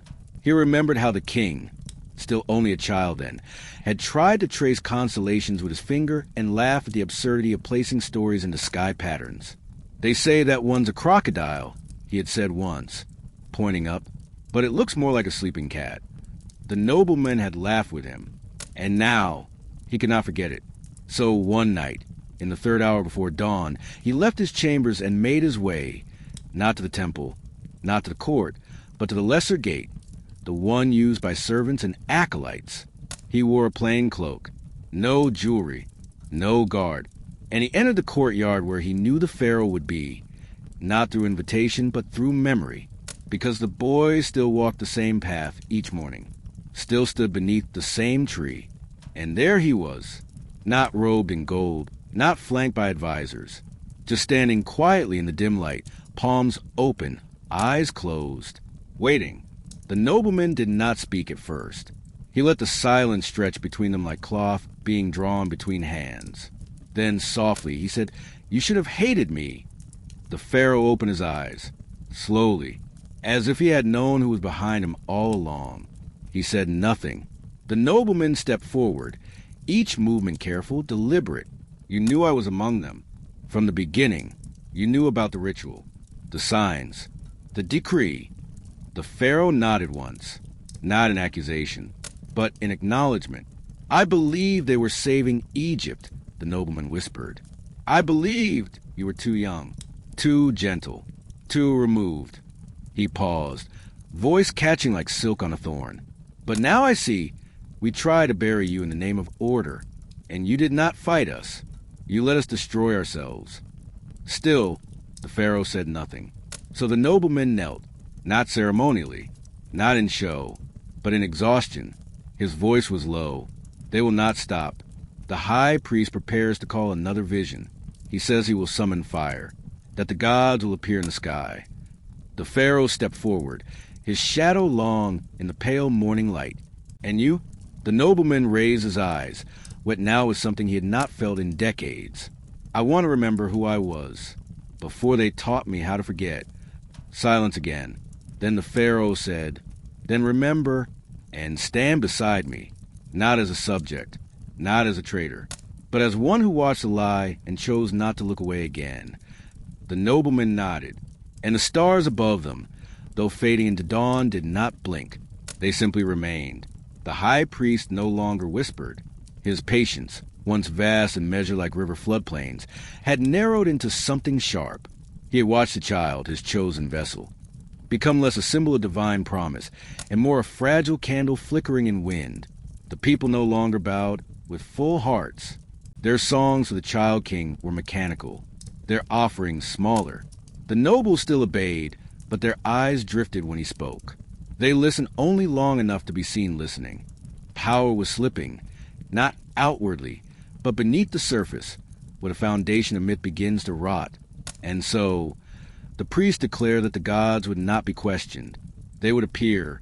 He would show the people a miracle, a sign in fire and smoke, a divine visitation, not metaphor, not vision, but presence. The plan was absurd in its ambition, but wrapped in the language of ceremony, it passed into motion like every other ritual. A stage would be built in the outer court of the great temple. A sacred fire would be lit. Incense imported from Nubia would burn in slow streams. And from that fire, before the assembled masses, the voice of Ra himself would thunder, declaring the golden child as a son, and all others as shadows of forgotten past. The trick was in the fire. Craftsmen were summoned. Magicians in the priesthoods employ. Those who specialized in illusion disguised as sacred art were consulted. They prepared metal bowls lined with rare powder that, when ignited, would burst into gold and crimson flame. The voice was crafted too, a speaker hidden in the structure, a booming tone fed by hollow clay tubes. It would speak only one sentence, "This is my light," and the boy would kneel, the crowd would gasp, and the lie would become truth. It had worked once before, generations ago, in the time of crisis. It would work again. But as the conspirators built their altar of illusion, others watched. The mute servant, silent as always, followed the builders. He traced the marks they left on the stone, noted the hidden mechanisms buried beneath offerings. He observed where flame bowls were set, how the reed screens would part, how the voice would carry. The temple singer, in disguise, walked among the attendants, humming the chant that would be used in the ritual. But beneath her melody, she spoke to the old priests, those who had lived through more than one regime. She asked gentle questions. Does fire still mean the same when summoned by man instead of God? Some blinked, some looked away, but a few, just a few, frowned. And the old physician, eyes weary but sharp, examined the powders when they were delivered. He traced the seal, noticed the wrong script. Not sacred, imported, commercial. He did not interfere. He only whispered to the scribe. And in the center of all this quiet watching stood the Pharaoh. He made no move to stop the ritual. He sent no guards. He issued no decrees. Instead, he prepared a scroll. It was not long, just a single column of words, written in his own hand. It recounted the first lie, the child revealed in secret. It named no names, made no accusations. It simply described, in soft and measured tones, what had been seen. And at the bottom, It was signed not with his throne name, but with the childhood name only his mother had used. It was left unguarded. In the temple of Thoth, the god of wisdom, if the fire was divine, the scroll would burn. If not, the scroll would remain. The day of the miracle arrived beneath a sky too cloudless to be comforting. The city stirred earlier than usual. Processions of citizens moved toward the great temple, some curious, some wary. Rumors had already spread. The gods will speak. The sun will touch the boy. The old king will vanish. The boy Pharaoh dressed not in ceremonial robes, but in a simple tunic. He stood in the shadow of a pillar, watching the stage being prepared. He said nothing. He made no move. Only the nobleman, the one who had returned to his side, stood with him, and together they observed the labor of lies taking shape in stone and ash. Then came the chanting. The crowd hushed. The fire was lit. Golden flames rose in carefully timed bursts, catching the incense with perfect timing. The priests raised their arms. The false child was led forward, robed in blinding white, head glistening with sacred oil. He knelt. The drums silenced. A gust of wind was summoned from hidden bellows. The moment had arrived, and then the voice came, loud, booming, artificial. This is my light. The crowd gasped. Some fell to their knees. But not all, because from far into the courtyard, a second sound rose. A murmur at first, then a soft chant. A priest, one of the old ones, had begun to sing. Not the new hymn, the old one, the one the Pharaoh had reintroduced. The one that spoke not divine declarations, but of gods who wait, who watch, who do not shout but whisper. And others joined. One voice, then two, then many. The false fire continued to burn, but now it did not look divine. It looked theatrical, hollow, and then a gust of real wind, not from bellows, but from the river, swept through the court, and the flame in one of the bowls extinguished. The boy on the stage looked up. He was not glowing. He was trembling. The voice did not repeat. And on the altar of Thoth, the scroll remained, unburned, untouched. Read. The people did not riot. They did not shout, but their silence changed. It was no longer reverent. It was knowing. It did not end in chaos. There was no riot, no great flood of voices, no stampede of frightened citizens fleeing the courtyard. Instead, the fire continued to flicker, weaker now, like the tail end of a festival performance no one quite believes in anymore. The child still knelt, but his posture had shifted. His back was no longer straight, his hands no longer still. He trembled, not from divine awe, but from exposure, and the silence of the people had turned from wonder to something heavier, something colder. They were no longer waiting for a god to speak. They were watching men. At the far edge of the stage, the high priest stood motionless, his arms still raised, eyes fixed on the fading flame.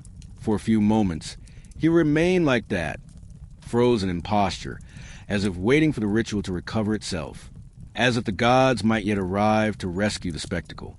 But the wind had shifted, and the final curls of incense had already vanished into the blue. Then his voice broke the stillness, not the deep, measured tone he used for public rituals, but something sharper, thinner. Seize him. The words did not echo. They fell. The guards near the steps, dressed in ceremonial armor, looked to one another, then to the people, then to the Pharaoh, who had remained still through the entire event. He had not mocked. He had not moved. He had only waited, like stone that knew time would one day erode even the loudest lies. Seize him! The high priest cried again, louder now. The boy is possessed. The fire has gone out because of his presence. The gods demand he be purified. But still no one moved. The child on the stage looked up, his golden makeup smudged by tears. He turned instinctively toward the priest for guidance, but found no comfort there. Only panic, only desperation. He lowered his head again and whispered, "I don't want to be Ra's son anymore." That was when the people stood, not in rebellion, not in defiance, but in recognition. One by one, slowly, they rose from where they had knelt. Old men, market women, scribes, children, and when they stood, they faced not the fire, not the child, not even the Pharaoh. They faced the high priest, and the silence deepened. The nobleman stepped forward next, no longer in disguise, no longer shamed.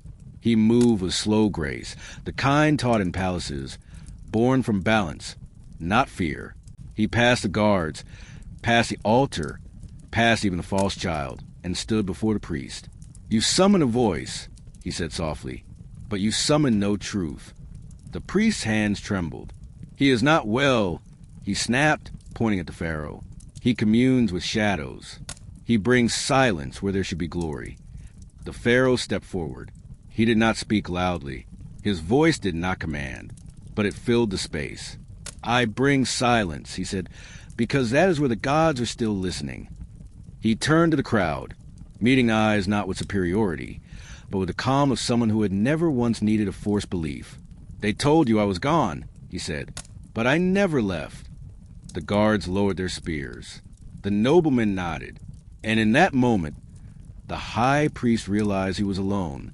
His titles no longer crowned him. His voice no longer summoned fear. Even the youngest priest who had once mirrored his chance now took small, trembling steps backward, as if afraid the gods might still strike, but not to king him.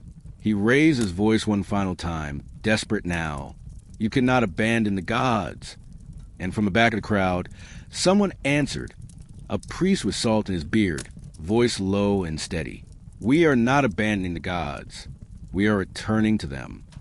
It was over, not with a storm, but with a stillness, so complete it felt like the pause before sunrise. The high priest lowered his arms. His hands, once adorned with rings of authority, now looked strange, empty, pale in the light of fire that had never been divine. He took one step back, then another. No one followed. No one stopped him, because there was no need. Power does not need to punish those who have lost it. It only needs to survive them. And the Pharaoh, standing beneath a sky that had remained completely, undeniably quiet, turned, not to the throne, not to the altar, but to the people, and bowed, not deeply, just enough to say, "I see you." And that was when they began to kneel again, not because they were commanded, but because they chose to. The great hall of judgment had not been used in many years. Dust had gathered in its corners, and the sunlight filtering through the latticework struck patterns that had once marked the passage of kings. Its silence was not abandonment, but anticipation, like a room that had been holding its breath, waiting for someone who would remember not what was meant to be, but what it truly was. When the Pharaoh entered that morning, he did not come flanked by guards or courtiers. He came barefoot, robes plain, palms open, and when his footsteps echoed, the sound felt familiar, like a forgotten prayer remembered on waking. The priests were already there, but they did not speak. Those who had once raised their voices to cast him aside now stood still, heads bowed. There was no ritual for what was happening, no written scroll for the return of a king never officially removed. So instead, they turned to the oldest forms, the ones from before the names of gods had multiplied, before the palace had grown into stone. They retrieved the bowl of sand. They drew the spiral of time upon the floor, and into its center, the Pharaoh stepped, not to be crowned, but to stand. He closed his eyes. He spoke no invocation, and still the room heard him, because the power of kingship in Egypt was not in the crown, not in the symbols, not even in divine voice. It was in the stillness that a leader carried into the room, a stillness that came not from being chosen, but from having remained. All those who had watched him, year after year, as he walked the temple courts in silence, they now understood what they had witnessed. Not survival, not stubbornness, but a deeper kind of rule, one that asked nothing of them except memory. The high priest was not present.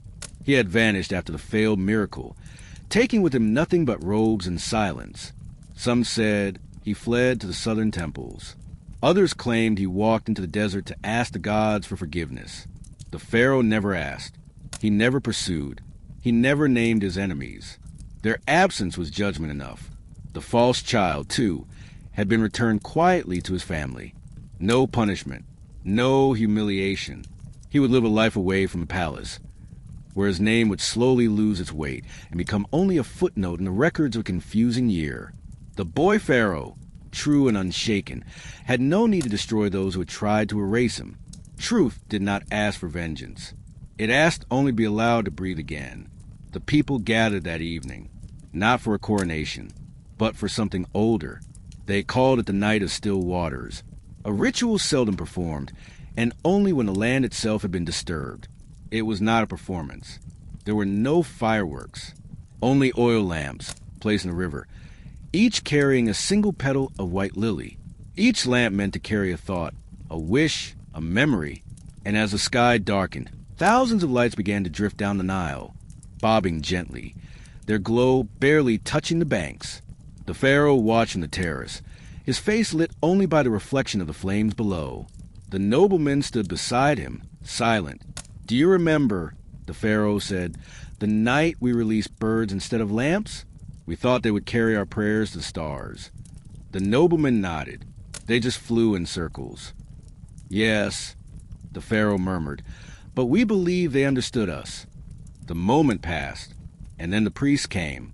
They brought no throne, no canopy, only the crook and flail, the twin symbols of rule, worn smooth with centuries of use. They did not offer them with ceremony. They simply placed them on the floor at the Pharaoh's feet. He looked at them for a long while. Then he knelt, not in submission, but in acknowledgement of the burden of the years lost, of the path walked in silence. When he rose, he took the crook in his left hand, the hand of guidance, and the flail in his right, the hand of judgment. He raised neither. He did not wave them. He did not brandish them. He simply held them. And in that moment, the people bowed, not as they had once bowed to the illusion, but as one might bow to a mountain that had remained when the storm passed.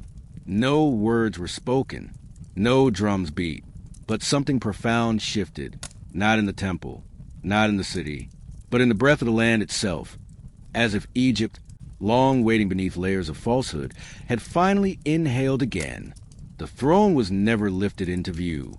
No trumpet announced its occupant, but it was sat upon nonetheless. And the gods, silent as ever, did not object. There were scrolls to sign, statues to move, altars to clear, and yet the Pharaoh began with none of these. His first act as ruler restored was not written in decree or spoken from a throne. It was a walk.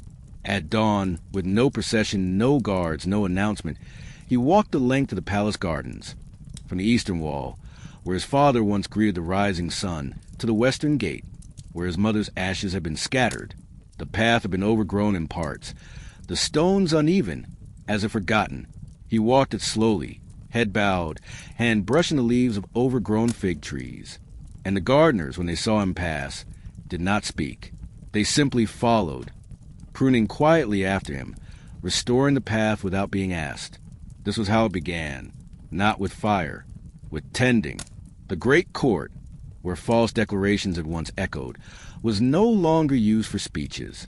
It was converted into a garden, the red-stained stones pulled up, replaced by herbs and flowering shrubs. The stage where the child had been crowned an illusion was dismantled without ceremony. The workers did not strike it down in haste or anger. They dismantled it, plank by plank, bolt by bolt, as one would unweave a mistaken tapestry. The Pharaoh watched only once, then left, leaving behind silence in his place. When the last piece was removed, an elder scribe stepped into the empty space and whispered a prayer of unburdening. No one clapped. No one marked the moment, but something lifted even in the air. The priests were not purged. Some had fled, yes, taking their guilt with them into exile. But those who remained, especially the younger ones, were offered time to choose, time to step forward and speak the truth, or time to step back and disappear with dignity. No names were demanded. No punishments were pronounced. The Pharaoh did not hunt guilt. He simply let it rise or fade. And in that space of mercy, many priests came forward, quietly placing scrolls on the floor before the temple doors, confessions, apologies, recollections. None were signed. None were required to be. And in return, the scrolls were collected each morning by a silent attendant and stored in the library of Thoth, not to shame, but to remember. The noblemen who had once conspired and then returned now walked beside the Pharaoh often. They did not speak much in public, but many noticed the way their steps matched. The way the Pharaoh, when considering a difficult matter, would glance slightly to his right, not for approval, but for history, for remembrance. The nobleman, for his part, spoke rarely, but when he did, his words carried the weight of a man who had tasted both power and regret, and now chose neither, only truth. The boy who had once been painted as a god vanished from public view. He lived in a house far beyond the city walls, near the olive groves.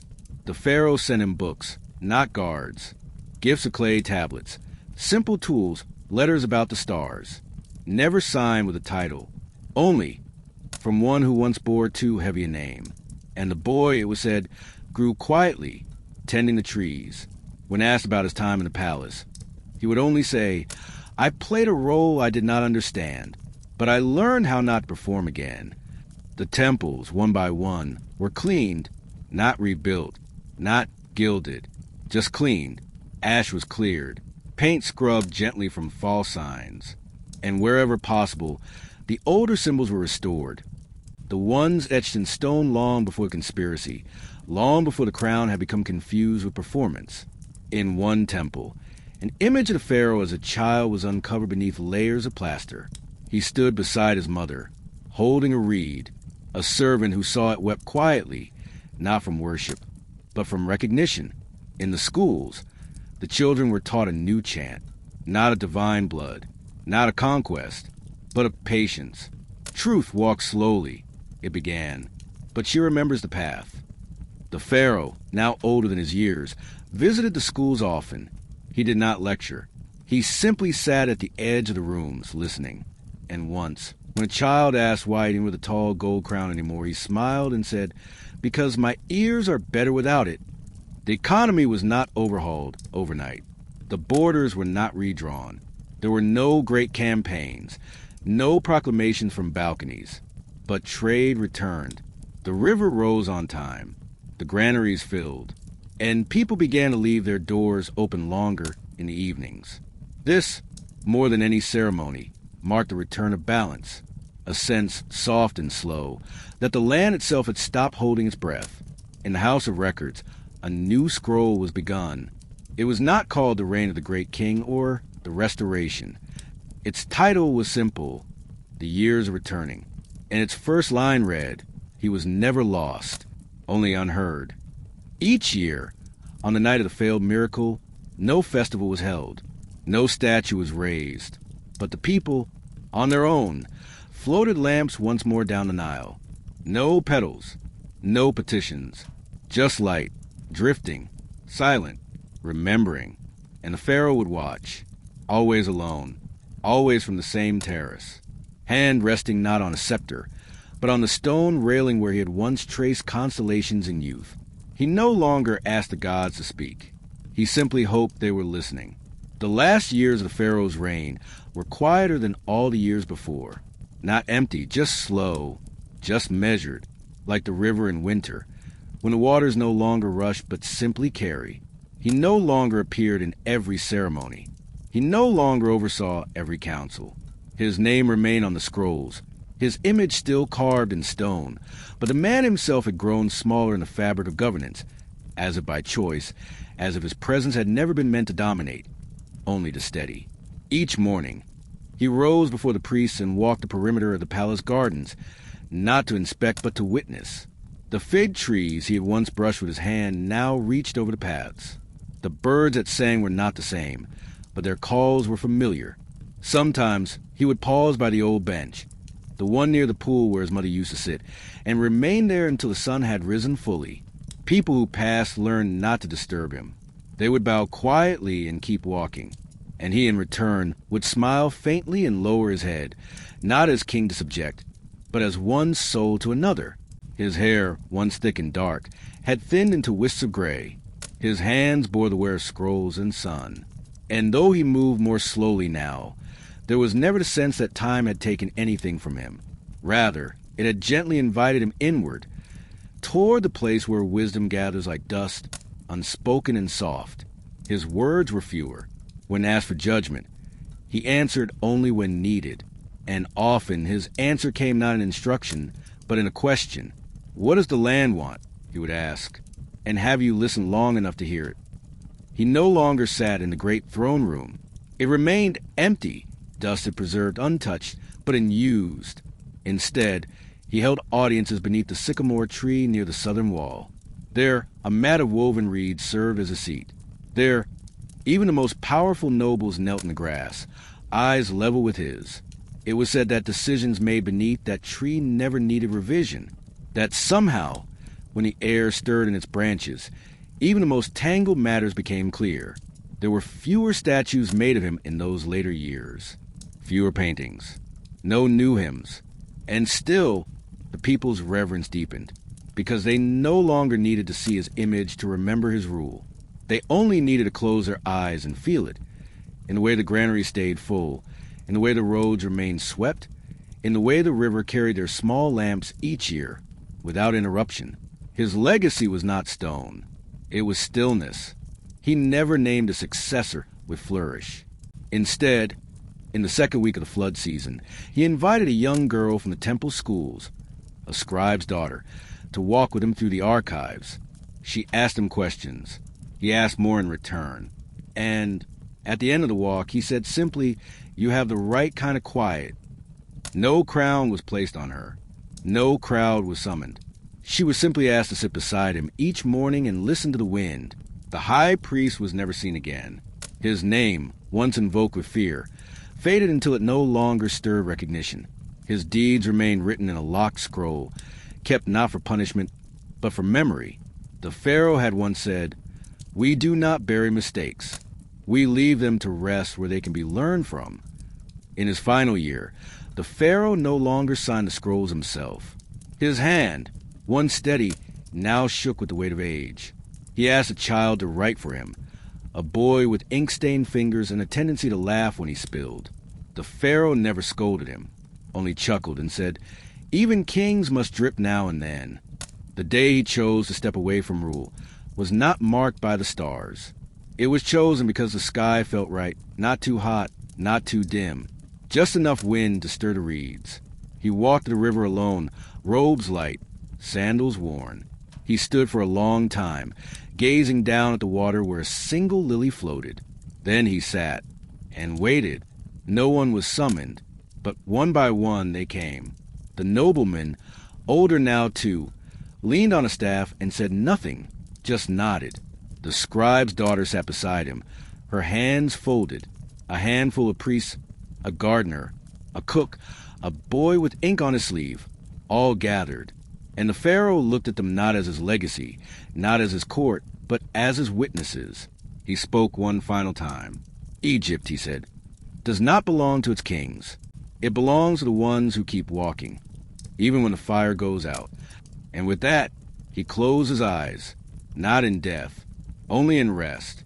And Egypt, quiet and watching, let him go. And now, dear listener, let your eyes drift gently closed, and let your breath slow with the stillness of this ancient land. You walked long roads tonight, past stone and silence, through fire and forgiveness. But now the Pharaoh has rested, and so may you. Sink softly into the quiet, like a lamp on a river. No questions, no names, only peace. Sleep well, and let the story watch over you until the next dawn.